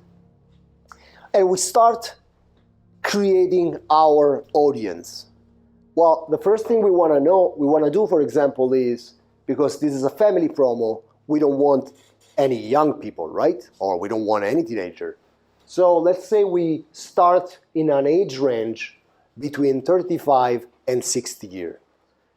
I don't have a problem with gender here. I will take both men and women, and I will create the ad for all the people speaking English, right? Then I can recreate the same advertisement on different languages. This is where things become more interesting when it comes to Facebook, because again, because of all the information we give to the social network, we are able to target people very well. For example, my idea of family is that I don't want to have parents with kids older than 18 years old, because usually that is not the kind of vacation you do with a family, right? But I don't want to have newborn as well, because I know that the first couple of years maybe you don't travel with a newborn. So I can tell Facebook that I only want the advertisement to be seen by people between 35 and 60, all gender, that speak English, that have a kid that is between 3 and 5, 6 and 8, 8 and 12, 13 and 18. And this information, whether you like it or not, you are giving this information to social media, right? Because my kid is born. Oh, you got the date, okay? So it's very easy to target people like that. On top of that, I want to target, for example, frequent travelers and frequent international travelers. So, and this is probably the third thing I'm going to explain you today. Advertisement is all about not being visible by everybody, but being visible only by that specific niche, okay? And the cool thing about Facebook is that in real time, you will see the audience going from here to here, the more rules you put. Yeah. Right now, so what we did was to make the audience a little smaller. On top of that, maybe my property is very pet friendly, right? So on top of taking 35 to 60 with kids up until 18 years, frequent travelers, I'm taking people that showed an interest in cats and dogs. And that could be something like you put a like on a dog shelter, or you just post picture of your dog, okay? So you see the audience is getting smaller and smaller and smaller, but it's getting better and better and better. I'm getting the real people I want to take here, right? And then I can add a connection type. For example, if you're already following my page, maybe I don't want to show you the ad. It makes no sense. So I can exclude all the people that is already following me. So I put a daily budget. It's really that simple, huh, guys? I really suggest you like to take €5 to make a test and see how it works, because it's really that easy. And this is the result. So these are all the placements that you have in Facebook. Instagram is a little more minimal. You only have feeds and stories. And then you got Messenger placements. Very likely, WhatsApp placement will be very similar to Messenger, okay? Now, they said that they were going to open WhatsApp for advertisement back in 2018. 2020, they kind of said yes, then they back it up. If everything goes well or bad, again, according to how you feel about that, we should be able to do advertisement on WhatsApp before the end of the year, okay? The cool thing, as I told you, is that from one platform, I can do it all, okay? And I can decide, for example, I can decide if I can I show my ads only on Instagram, only on Messenger, only on Facebook, on all of them, only on Instagram stories, only on Facebook feed, etc., okay? Does it make sense? But this platform you're talking about is only limited to Messenger, Instagram, and Facebook, right? And WhatsApp in the future. Yeah. Not other platforms like Twitter. No. This is like social media, only social media. There's nothing like the master thingy where you put the post and you post it on all of your social media accounts. That is, yeah, but that is organic. I mean, this is what when you want to do paid advertisement. Now, if you want to manage your organic posts from one platform, there are like hundreds of companies doing that. Not for paid posts, the advertisement. Well, for a paid post, you can use there are companies that via API connects in the middle so that you can create your ads directly there. But honestly, if you take a look at the platform, you see that it's so easy to use that you don't really need that. The only time where I do use a platform is for organic posts. For example, if I have scheduled posts for the next 6 months, I use a platform such as I was using one the other day that was one of the best. Well, there's Hootsuite, that is pretty much the standard here, but there are several that you can use, and you can schedule the post there. The Buffer, it's even more advanced because with Buffer you can do connection. Even Buffer is almost a CRM, because you can do a lot of crazy stuff with emailing too as well. MailChimp has launched his own platform. It's very advanced. I mean, there are so many in the market. I think Buffer is a little more expensive than Hootsuite. If I remember correctly, it's $15 a month, something like that. Huh? I use ESSEC. They're all smart, huh? But yeah, but you do it more for organic posts where you have and you can do it like I can create a post and then decide when to activate it. Yeah, schedule. I can do that for paid advertisement as well, directly in the platform. Yes, from the platform, not Yeah. from the connectivity. Yes, if they have an API with the paid. Because it's like, look, it makes sense what you're asking, but it's like there are two completely different websites. One is facebook.com, instagram.com, and Messenger, and the other one is business.facebook.com. So usually like Buffer has an API with facebook.com. It doesn't have an API with businessfacebook.com. And to my knowledge, I don't think there is like a company doing the two things, but I could be wrong, okay? Because I never really, the ease of use of the Facebook platform never really created in me the need of having a platform to do that, right? And on top of that, because I manage several campaigns for my clients, I do have a master account. So for me, it's easier because from one account, I see all of them, okay? But yes, the concept is pretty much the same. The only difference here is that you put the money on that and you can choose the audience. That's it. Does it make sense? And then, so again, when it comes to marketing, the main one is search engine advertisement. We saw everything that is on search engines. Social media advertisement, very easy, very inexpensive. The pro is that you can target people very well. There are other ways you can do advertisement, and it's not very well known. That is something that usually only revenue manager knows about. Marketing managers, sometimes they completely forget about that. But you can do advertisement in Expedia, and that is called Expedia Travel Ads. Honestly, that is one of the best campaigns I ever run for my clients. I have clients with return investment of 50 times. It's crazy. And so basically what you can do, you can create your own post, and you can show your property before the others in the Expedia ranking, right? The platform right now is very basic. Right now they are outsourcing. It's a white label platform. I think it's Cody doing that. I could be wrong. They are launching a new version that should be ready before the end of the year, where you can do even more sophisticated things. But still, right now you can do a lot of stuff. For example, I can decide, and that is where marketing and revenue management work together, you know?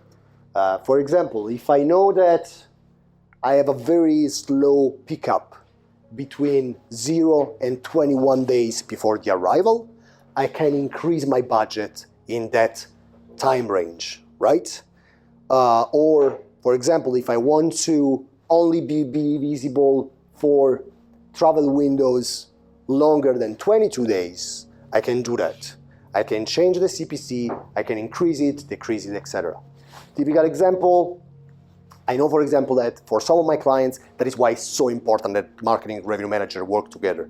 You know, I always say that, I don't know why there's always been this rivalry between the two, but really the boundaries between one and the other, sometimes they don't even exist. I mean, I cannot have this information if I don't talk to her, okay? So I talk to her, I understand what is the travel window, and then I create my marketing strategy according to that. It all comes from revenue first, marketing later. Huh? That is, I need to be honest. I'm a marketing guy, but revenue comes first here. And so what you do is basically, for example, you know that US usually, especially in Paris, they have a booking window that is 3 times longer than French people. So what you can do, for example, you can increase the CPC for, today is March, so June, you can start advertising June in the US market, and in 2 months you start advertising the French market, right? And again, these are all things that you can do. On top of that, you can add modifiers. So for example, I can increase my bidding if the client stays for more than 3 days or for more than 6 days, or if it's a last second reservation, or if it's a mobile shopper, okay? All these techniques that I'm explaining you, they do not live in silos. It's not like somebody does the social media, somebody does the Google ads, somebody does the Expedia Travel ads, and they don't talk to each other. That is like recipe for disaster. When you create a marketing strategy, all these people need to work together. And it always comes first like, what do you want to achieve? What is the KPI? Then we work together and we create a strategy. That is why what I do, for example, I don't do any of that. Like, I don't go physically and create these campaigns. But I oversee the project, if you will, with all the different players, okay? And again, you can have this problem within hospitality. Sometimes, like, the social media manager doesn't really talk with the Google Ads guy, and you have these campaigns all going to different directions. But you see, if you can mix all of those, you can create amazing results. For example, you can start with Expedia, and that is brand awareness. And then you can get people on Facebook, and it's still brand awareness. Then they go on the website, you take it back with marketing, you create a special offer with a revenue manager, you got the reservation, right? If all these things work like in silos, this is not happening. Make sense? These small amounts and the CPC, is it the commission per customer or what is it? It's per click, it's always CPC. So whenever somebody clicks, you pay. The cool thing is that if they don't click, you don't pay. So for some clients, I don't care about the clicks. I care about the impressions, about how many times the ad is shown. Because I don't pay for impression, but still, user see the brand. And sometimes the best thing that can happen is that you show the ads, they don't click, and then they go straight on Expedia or straight on your website, okay? That is like a more advanced KPI. Sometimes I think in terms of impressions, sometimes I think in terms of clicks. With Expedia, I really like taking the impression road. Because sometimes for one client, I have like 10 clicks, but I have 10,000 impressions. This means that even though only 10 people clicked, 10,000 people have seen that ad. And probably they will remember, and they will come back to the website or to Expedia through a different channel. There is something that you need to know, and that is, what is your name again? Sorry? Kali. And what Kali was saying before about privacy, I'm going to tell you something that is pretty much against privacy, but it's a problem for us marketers, is that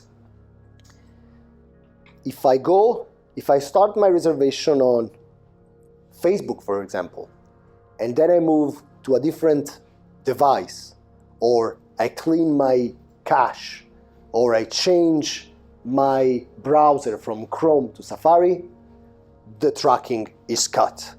That is why, for example, sometime in Google Analytics you see that there are 4 people, but these 4 people is always the same people that maybe started on Google in the morning, Google Chrome, then he moved to Safari, then he moved to a tablet, then he moved to a mobile. And that is why it's very hard for us to understand exactly what happened during all the journey. Yeah, it's a pain. It's something that they recently, I think they launched it last year. What? They launched the cross-device. Yeah, it works. The cross-device, like if you're still connected to your Gmail account, and that is a major step forward, huh?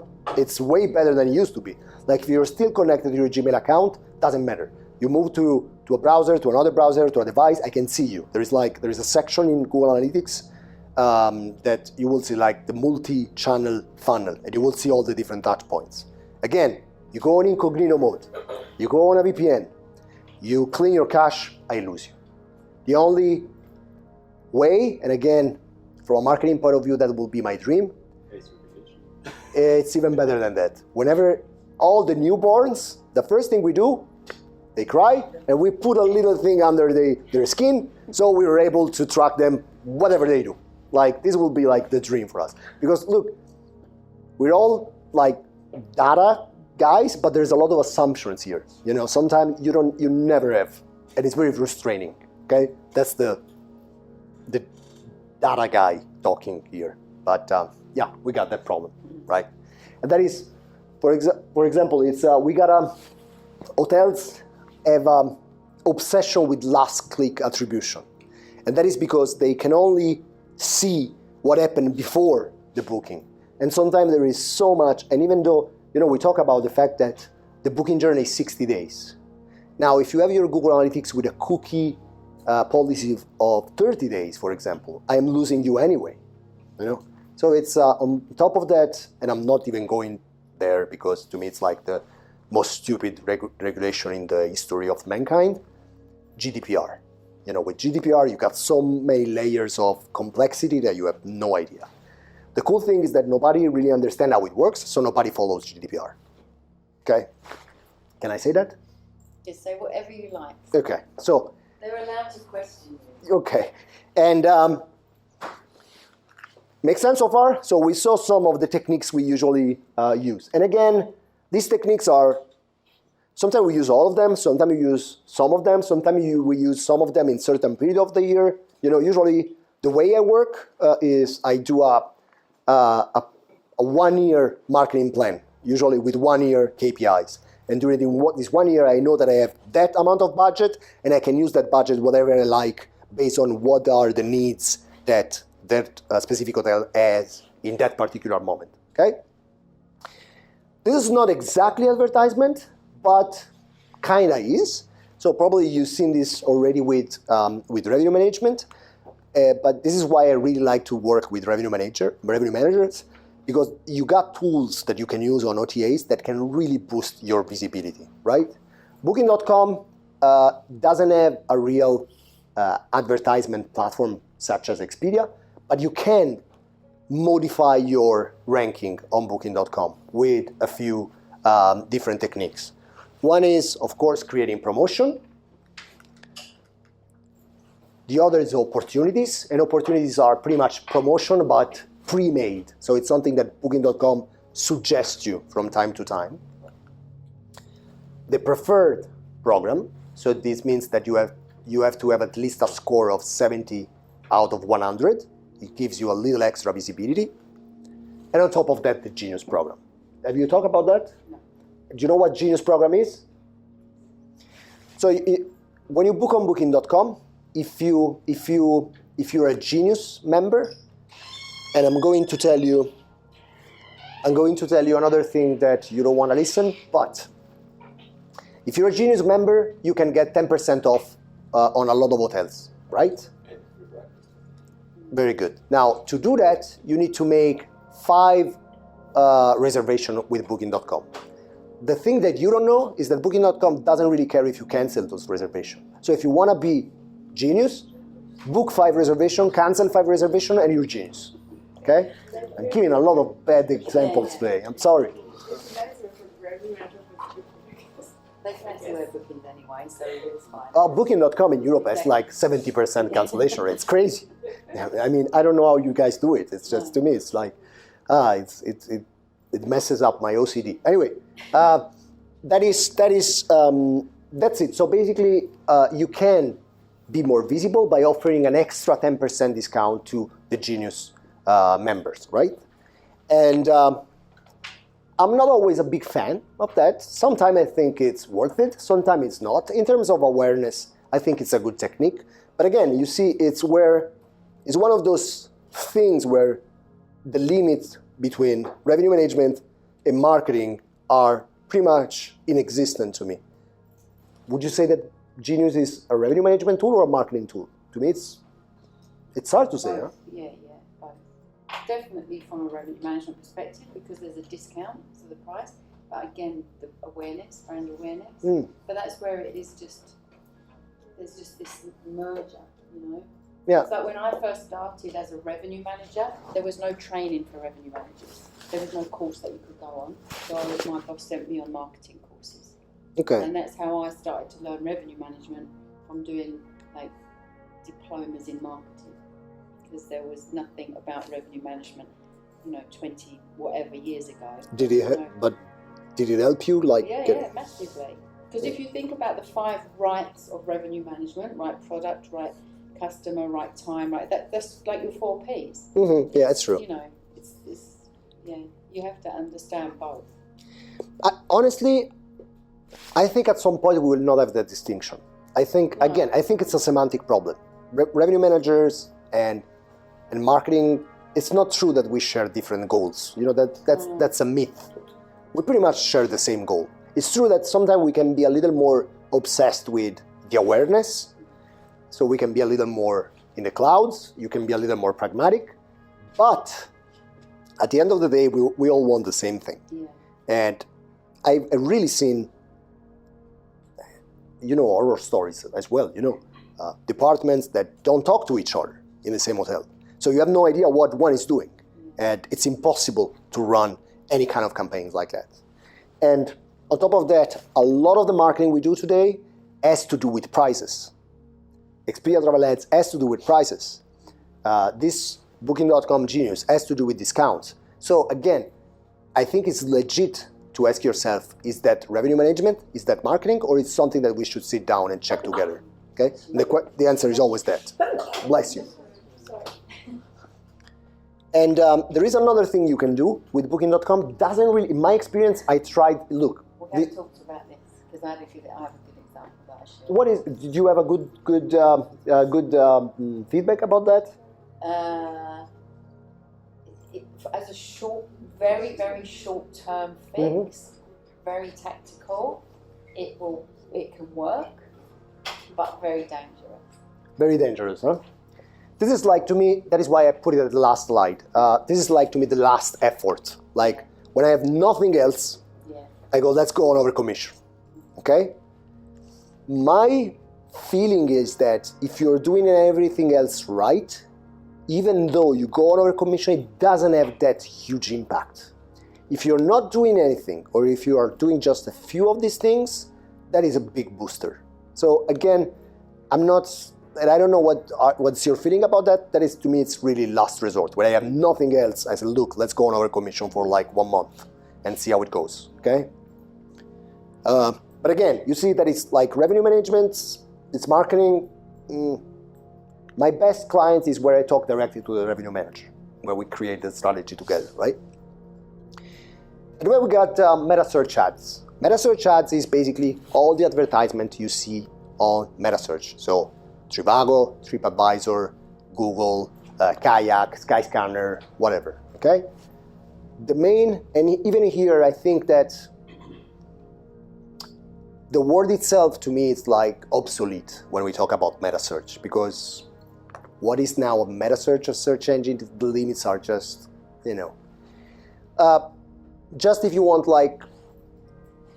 if you want some kind of mental classification, whenever we talk about search engines, we are talking about search engines that scan all the surface web. Now imagine the web as an iceberg, right? And you got the very top is what you can see, what search engines can see. And then you got a big part that is called the deep web. Now, usually when we talk about the deep web, the first thing that comes to mind is like weapon, assassins, drugs. That's not the case. That is a very small part of the deep web. The deep web is everything that happens online that is not indexable by search engines. For example, if I exchange a message on Messenger with Janelle, that is the deep web. There's no way you can go on Google and search what did they say yesterday yet. I mean, it could be that in the future we could do that. Or like, the case with Google Docs at one time. Yeah, could happen. But or if you do an operation online with your bank, that is still done on the web, but is on the deep web. Okay. A search engine is scanning all the surface web, so you can go on Google and search for everything. A meta search, and that's in the name, only scans for a very specific part of the web. So if you're looking for a meta search in travel, for example, you cannot buy a pair of shoes on a meta search, on a travel meta search, okay? So it's really a semantic difference because a lot of search engines have their meta search as well. So they become like hybrids between meta search and search engines. On top of that, over the years, as I told you, Google pretty much took over the travel space. And it kind of put the two other big quote-unquote, meta search engines out of business. TripAdvisor is probably never had a situation as dire as they have now. Consider that the company is evaluated today 1/4 than how much it was evaluated back in 2014. They're desperately trying to get revenue out of this. They are launching 10 new advertisement products. It's nuts. They cannot get revenue out of it. Trivago is even worse. Trivago is the CEO that has been in the company for the last 15 years just left. And the stock, when they remember the IPO, when they did the IPO, the stock was $28 a stock. Today is not even $2. Google really killed these companies, okay? And if you take a look at the last quarter by Expedia, especially Expedia, you see that, and TripAdvisor, you see that all these companies are complaining a lot about Google being even unfair when it comes to promoting its own platform over theirs. So, long story short, this is to tell you that when we talk about meta search engines today, we are mainly talking about Google. Okay, but I try to keep a healthy mix when I do meta search advertisement for my clients. Even though again, usually Google is the best in terms of both results and volume. So how does that work? When you see a price next to the name of the hotel, that is a meta search. That is like the best way to find out if this is search engine advertisement or meta search advertisement is this little trick. If there is a price, that is meta search. It means that it's not connected to the website, but it is connected to the booking engine. Okay? And again, probably meta search is the kind of advertisement where revenue managers and marketing managers should work more together. Actually, I never do meta search advertisement if I don't have a plan by a revenue manager. Because, of course, when you have like Janelle explained you, like all the problems with rate cutting, there's no need that I put money on meta search advertisement if then I have like a third party selling my rooms at 20-25% less, okay? The results when it comes to meta search advertisements are really only due to the fact that you are giving a better rate on your own website. And again, this is a tricky situation because a lot of The search can publish the hotel rate? Yeah. I mean the hotel rate on the hotel website? It's a booking engine directly. Yeah, I understand, but usually like when you go on Trivago, you have like different rates, like Expedia rate, rate, and then you have like the hotel website rate. Do you want to know how it works? How they can be there? It's always a bidding system. Technically, pretty much all the advertisement you see, being search engine advertisement, being social media advertisement, is always a bidding system, right? So it means that, and with Trivago, this was not really fair the way they did it, but theoretically that's how it goes. You can decide how much you want to spend for each click.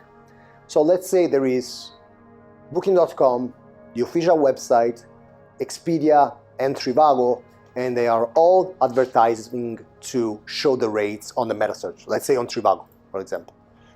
What happens is that if the official site pays $1 and Booking.com pays $1.20, Booking.com will be before the official website. So it's all a bidding system. You say, look, I don't want to spend more than that. Like when you buy stuff on eBay, right?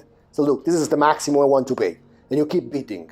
So it could be that if my limit is $1, I could even spend 1 cent. It really depends who are the other bidders, right?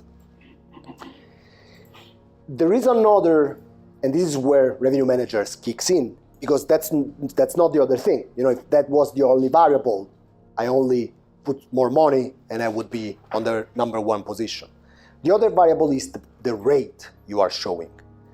If Booking.com has 100 euro and your website has 90 euros and you are both having a maximum cost per click of $1, the website will be shown before Booking.com because the price is lower, okay?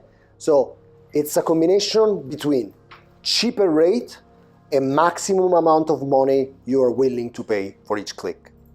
And sometimes, of course, all the bidding is automatically. You don't see that.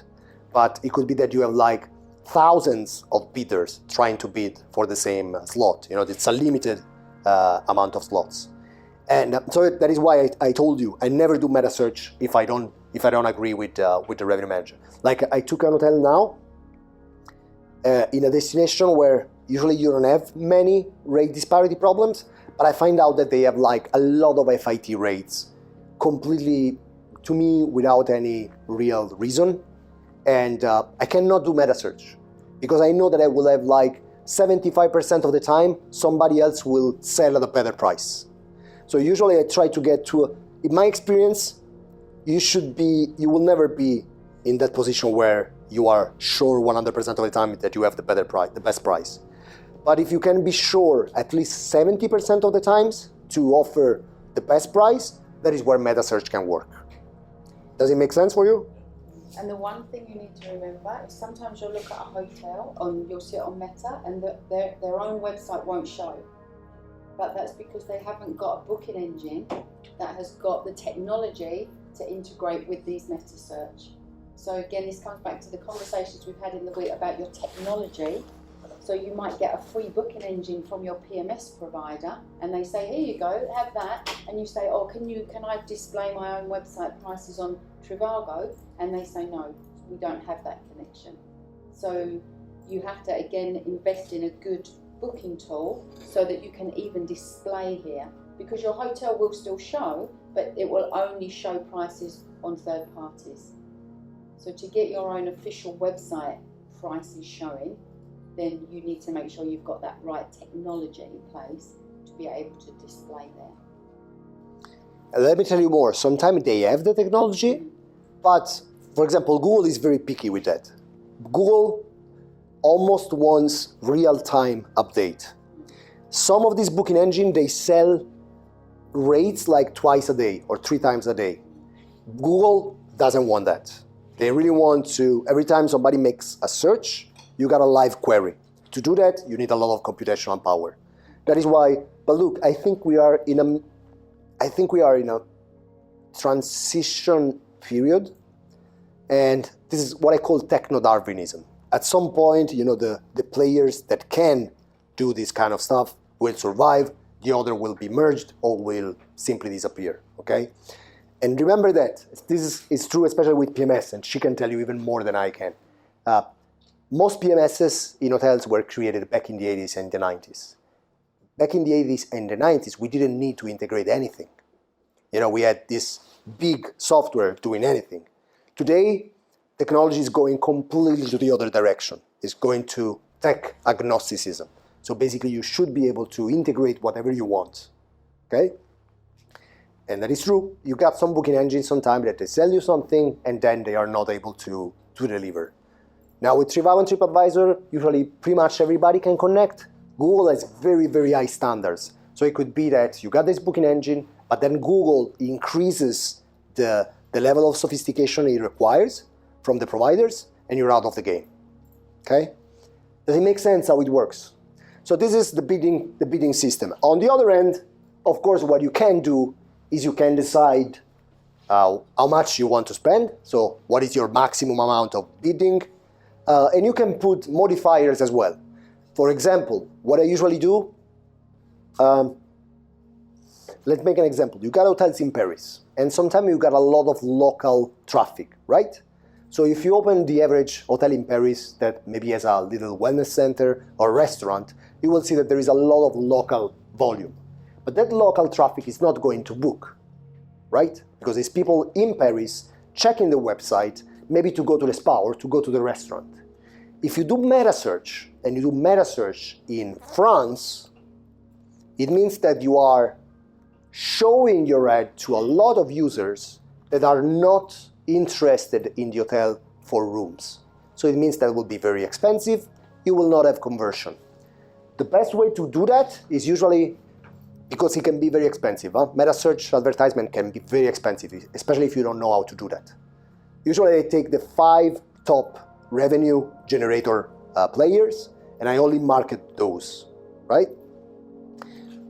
All this conversation I'm having with you guys is only to make you understand the concept, because pretty much nobody is doing this manually anymore. There are so many variables that pretty much every company created some level of artificial intelligence to manage that, okay? Especially with meta search. With meta search, for example, if we see that there is conversion at a specific time of the day, the artificial intelligence with prediction analysis can change the CPC, increase or decrease the bidding automatically, right? And this is something that you cannot do with humans. If you open one booking engine or even one of the platform managing the meta search, you will see that the variables are so many that it's crazy. You can change the bid based on the device you're using. you can change the bid based on the language, you can change the bid based on the time of the day, you can change the bid based on the day you are checking for. You can change the bid if the guest is looking for a weekend or a weekday. You know, there are so many variables that it's impossible to manage it manually.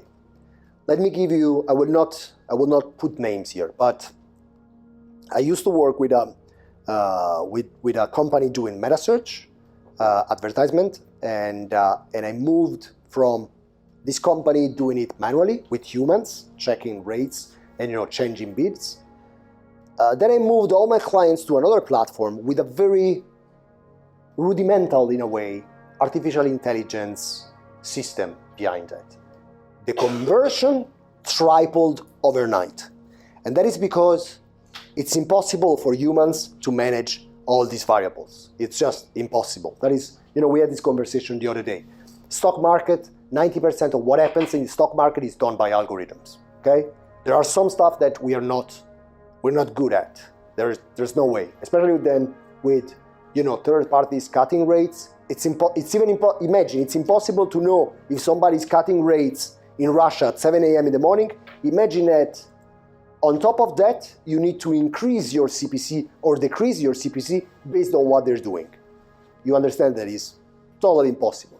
So I'm not even going into how you create the bidding because nobody's creating the bidding manually anymore, okay?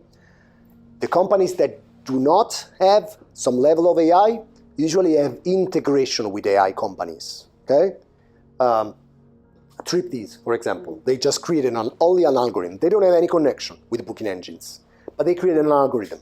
So if you are a booking engine but you don't have the artificial intelligence to manage this, you can connect with them. They will give you the algorithm that will analyze and optimize the bidding, and the booking engine will put the connection. Make sense?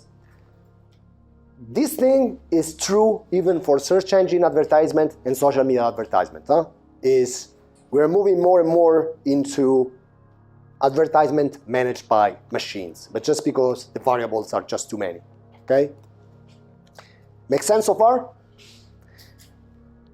There is one thing that I want you guys to understand, and that is, I talked a lot about Google, and if you took the same class 5 years ago, probably Google would have been an afterthought, okay? Would have been something that, yeah, there is Google there, but it's not really a threat. Right now, Google is pretty much taking market share everywhere. And first of all, let's take a look at the stocks so we can understand the power of these companies. This is Expedia, and the average stock is around $125. Trivago, that's around, TripAdvisor, that's around $50. Trivago is $5, now it went down to $2. And that is Alphabet, the mother company of Google. And that is 1,166 euro. So even in terms of pure buying power, you understand that tomorrow Google could buy TripAdvisor, buy Trivago, keep the technology, or just buy it for fun, actually, okay? As I told you before, we are moving to a search world, to a post-search world where the traffic is coming to us. Another thing that Google did very well was to take over one part of the travel space that was only taken by TripAdvisor, and that was reviews. If I asked you 5 years ago, where do you go to write a review? You would have answered TripAdvisor, right? Now, TripAdvisor is the 4th company for volume of hotel reviews. Google has 30 million reviews. Booking.com has 28 million reviews. Hotels.com and Expedia together makes more than TripAdvisor. So, as you can see, this is something that really happened overnight. I mean, over the last 3 years, Google just became so big. But again, if you can join the dots and you look in the past, you see that where Google is now is only the end of a journey that started 20 years ago. This is something I created for you, okay? And this, again, it's total speculation. Right? it's in my mind, but this is, when I join the dots, I can see like milestones in where Google is now. First of all, in 2000, they launched Google Ads. So for the first time, you could manipulate your ranking on Google by paying, right? And if you think about the fact that 90% of the revenue of Google comes from Google Ads, that is crazy, And that is pretty much in 2000 they started being profitable. 2005, Google Maps. And a lot of these milestones were acquisitions of companies you don't even know about. Google Maps was an acquisition of another company, okay? They implemented the technology and created Google Maps. Today, Google Maps is, pretty sure you guys all use that in one way or another, right? 2007 Street View. That was a very bad moment for reputation manager because up until that point, all the hotels in the seaside, they all had an amazing view of the ocean. With Street View, you could go there and see that in reality, the hotel was 500 meters away, right? 2007 Universal Search. When you search, for example, for funny kittens, and you see a lot of videos and images before the links, this is Universal Search. So Universal Search is all the results that are not text links, right? 2010 Google Translate. Again, this is, for us, this has been a lifesaver. I remember talking to people on a language that you cannot really talk in hotels via Google Translator. That was like something I did all the time. Like I was working for this hotel with a lot of Korean incoming, and probably the only word in Korean I know how to say it's 안녕하세요, that means hi. And a lot of these Korean, they didn't speak one word of English. And it was so frustrating. And we had this conversation between Google Translator, I gave the keyboard, he gave me the keyboard back. That is why Google is working on earbuds, with auto translating. If you think about it, Google Translate has been a huge revolution. 2010 hotel ads, so the meta search in Google. 2011 Google Flights, and this was another big step if you think about it. Up until that point, it was mainly Skyscanner, right? And now you can write flight from Rome to Paris. You will have a universal result directly on Google. 2015, they launched Pay, so you can pay with your wallet directly, making the reservation process much easier. I told you that, especially on mobile, that's a pain. 2016, they launched something that they closed, but I think this was one of the turning points. The technology was called Google Trips. Maybe you've never seen this technology. Do you remember that? Vaguely. It was an application. So you could download this application, and this application was connected to Google Maps and gave you a lot of information about destinations. They closed that, and they moved all this technology to Google Maps. And now, again, this is pure speculation. But if you want my 2 cents, in 5 years, Google Maps will be the first touch point for all our travels. And all this technology in trips was integrated in Google Maps. And again, there are a lot of things happening in Google Maps that are pretty interesting. 2016, they launched an evolution of hotel ads, and that is called Book on Google or Room Booking Module.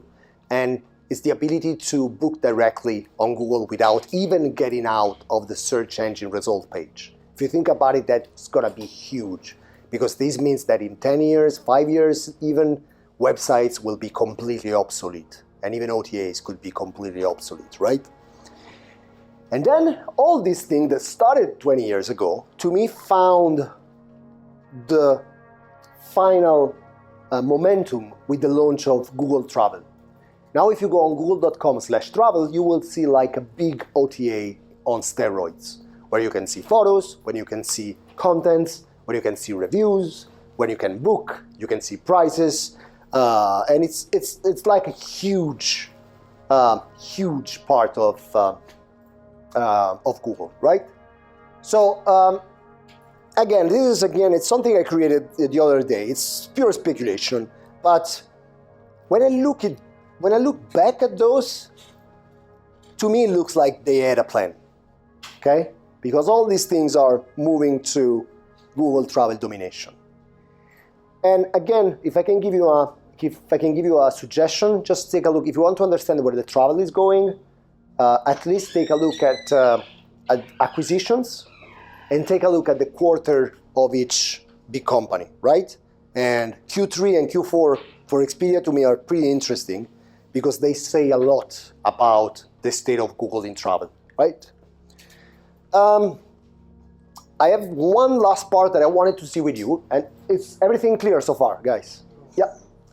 There is this part that I want to see with you, just quickly, and these are some technologies that to me should be decided together with marketing team. Even though, again, sometimes technology in hotels work in a silos, but it's something that should be decided together with marketing manager, especially these technologies that I'm showing you. The first one is the RMS, Revenue Management System, of course, and this Janelle can tell you more than I can, but when you choose an RMS, there are some things that you need to know about that RMS, right?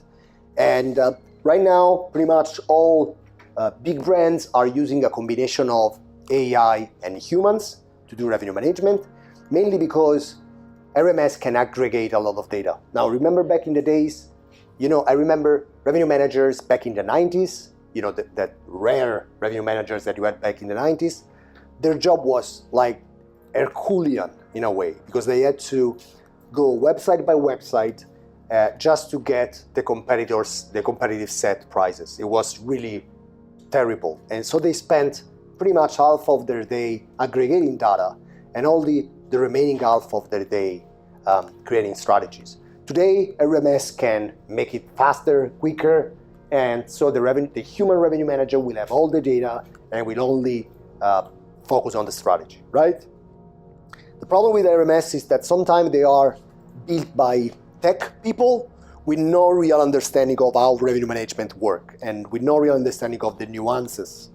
Let me tell you a story. And for example, again, I'm not a revenue manager, so correct me if I'm saying something crazy here. But when you consider the pickup, right? You are considering the pickup per room type. So let's say you got a big medical event, right? Probably you got a big pickup for double single use, but not for family rooms, right? Now, if you don't do this distinction, you will increase the price for all the room types, right? While in that moment, it's only the double room that is increasing in pickup because of an external event. Am I right? A lot of RMS, they don't think about that. So they see an increase in pickups and they just tell you to increase the price. So, and all the RMS that do that are RMS that have been built by tech people with no real understanding of revenue management. So again, this is where a revenue manager and a marketing guy should be together with the owner to decide what kind of software to buy. This is a marketing operation, okay? Choosing one RMS over another. Same thing with marketing intelligence software, to analyze trends and see competitors, see pickup of the market, etc. A lot of these RMS, they do have a marketing intelligence software integrated. Upselling software, that is another thing that is our friends Oki, the guys at Oki, and I think they're doing an amazing job. They created this platform that can upsell guests, but not only stuff in the hotel. It can upsell like events, shows, concert, and it's all automated, right? So this is another thing that a marketing guy and a revenue manager should sit down and choose together with the hotel manager what kind of upselling software to buy.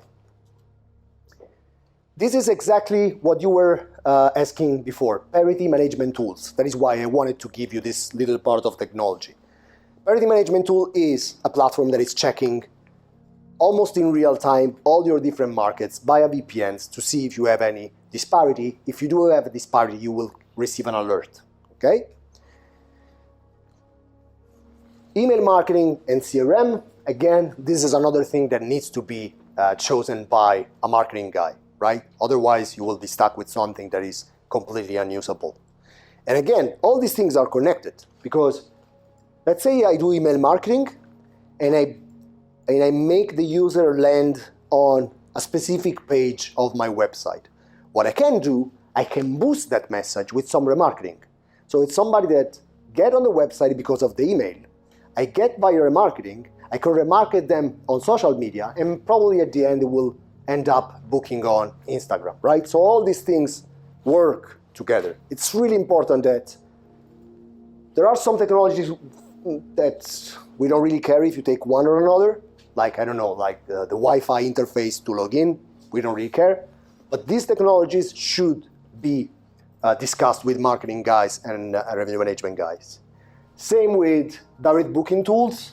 So all these platforms that can make your message more targeted.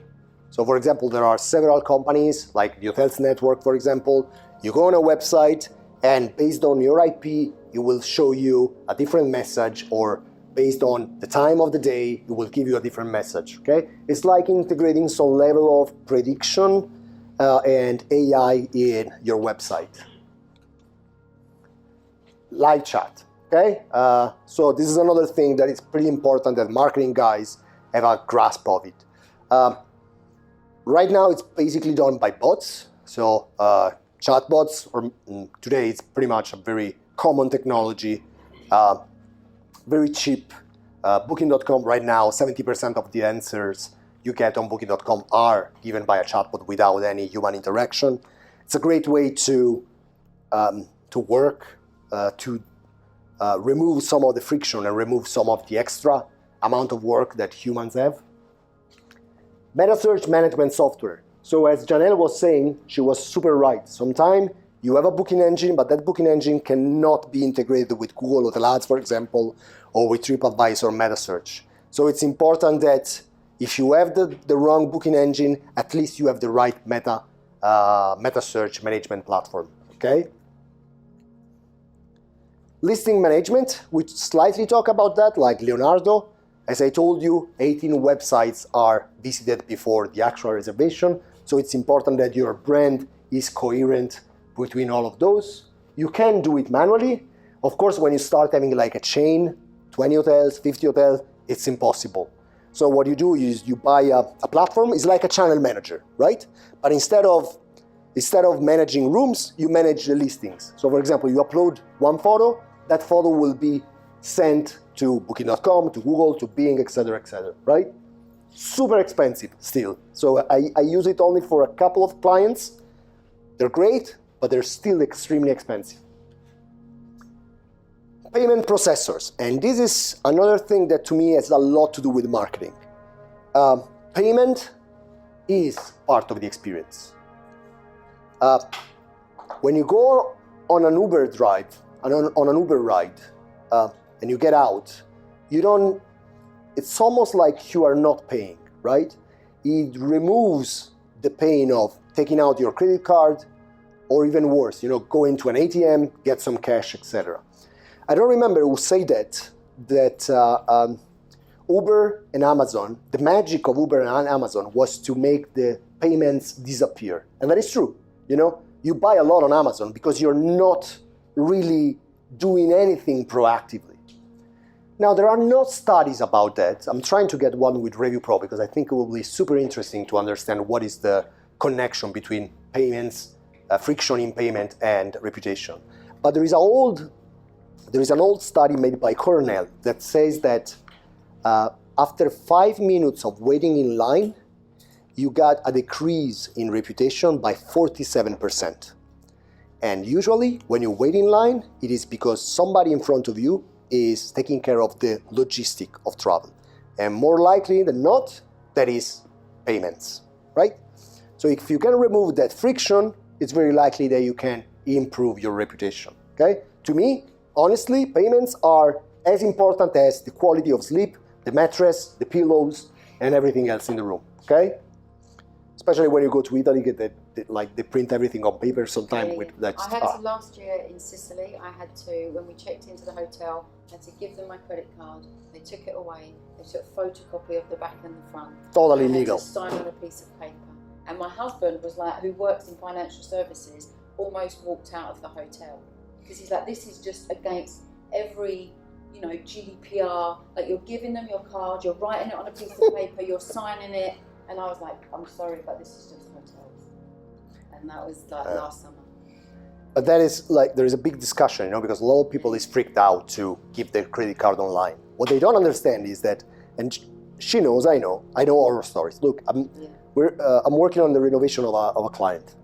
So we went on the basement the other day. I was in Switzerland a couple of weeks ago. And I'm not kidding. There was this basement full of credit card numbers, passport copies from the 90s. I mean, it's so unregulated that pretty much every receptionist could buy stuff on Amazon for 5 lifetimes because of all the credit cards they have.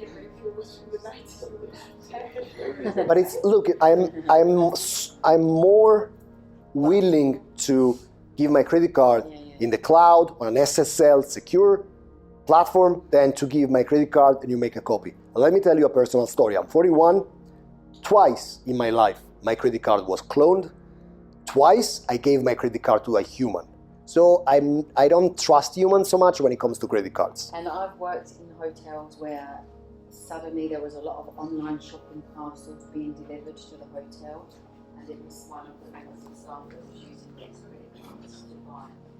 And they weren't smart enough to get this stuff delivered somewhere else, because it was all being delivered to the hotel, but there was suddenly, it was like, where's all this coming from? And it was a member of the staff, a member of the front office team that was just taking customer credit cards and buying. So, sadly, this does happen. That is crazy. That is really crazy. Okay. And the last technology that I think marketing managers, revenue managers should be checking out together is all the tools for personalization. So anything from personalization on the website, on social media, on the experience itself, etc.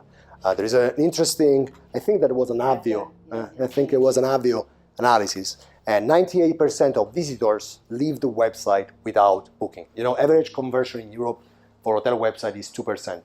So it means that we got 98 people that we still can try to get back if we can do it with the right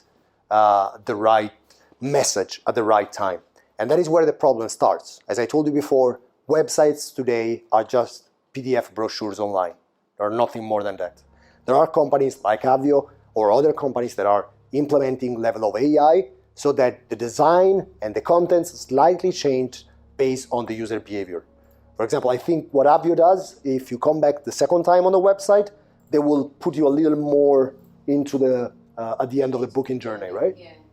And the images you see, if we both went onto the website, we would see, like Netflix, we would see a different image based on what people like you like and what people like me like. And that makes sense because again, up until this point, websites have been only static brochures online and nothing more. Okay. The cool thing is that this kind of technologies are becoming less expensive, more affordable even to independent hotels. I foresee that in the next 5 years, this will become pretty much the standard, okay? And that is, I'm leaving you with this beautiful quote by the CEO of Alphabet and Google. And just to make you understand that it's important that you guys understand the concept behind that, but it's even important that you guys understand that a lot of this will not be done by humans in the next few years, okay? And whenever Pichai talks, I usually listen because he's usually right. And he said, the last 10 years have been about building a world that is mobile first. If you think about it, 2007, the first iPhone. Now, 10 years after, what do? The first thing you do when you wake up in the morning is you take your mobile. So mobile first. The next 10 years will be about creating a world that is AI first, okay? So it's important that you start to understand this shift in paradigm.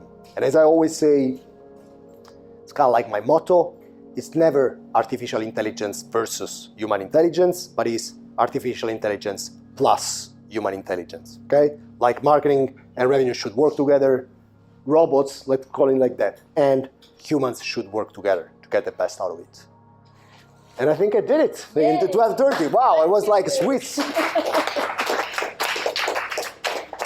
Cool. Thank you so much. Thank you. Cool. Thank you so much, guys. I hope it was interesting for you.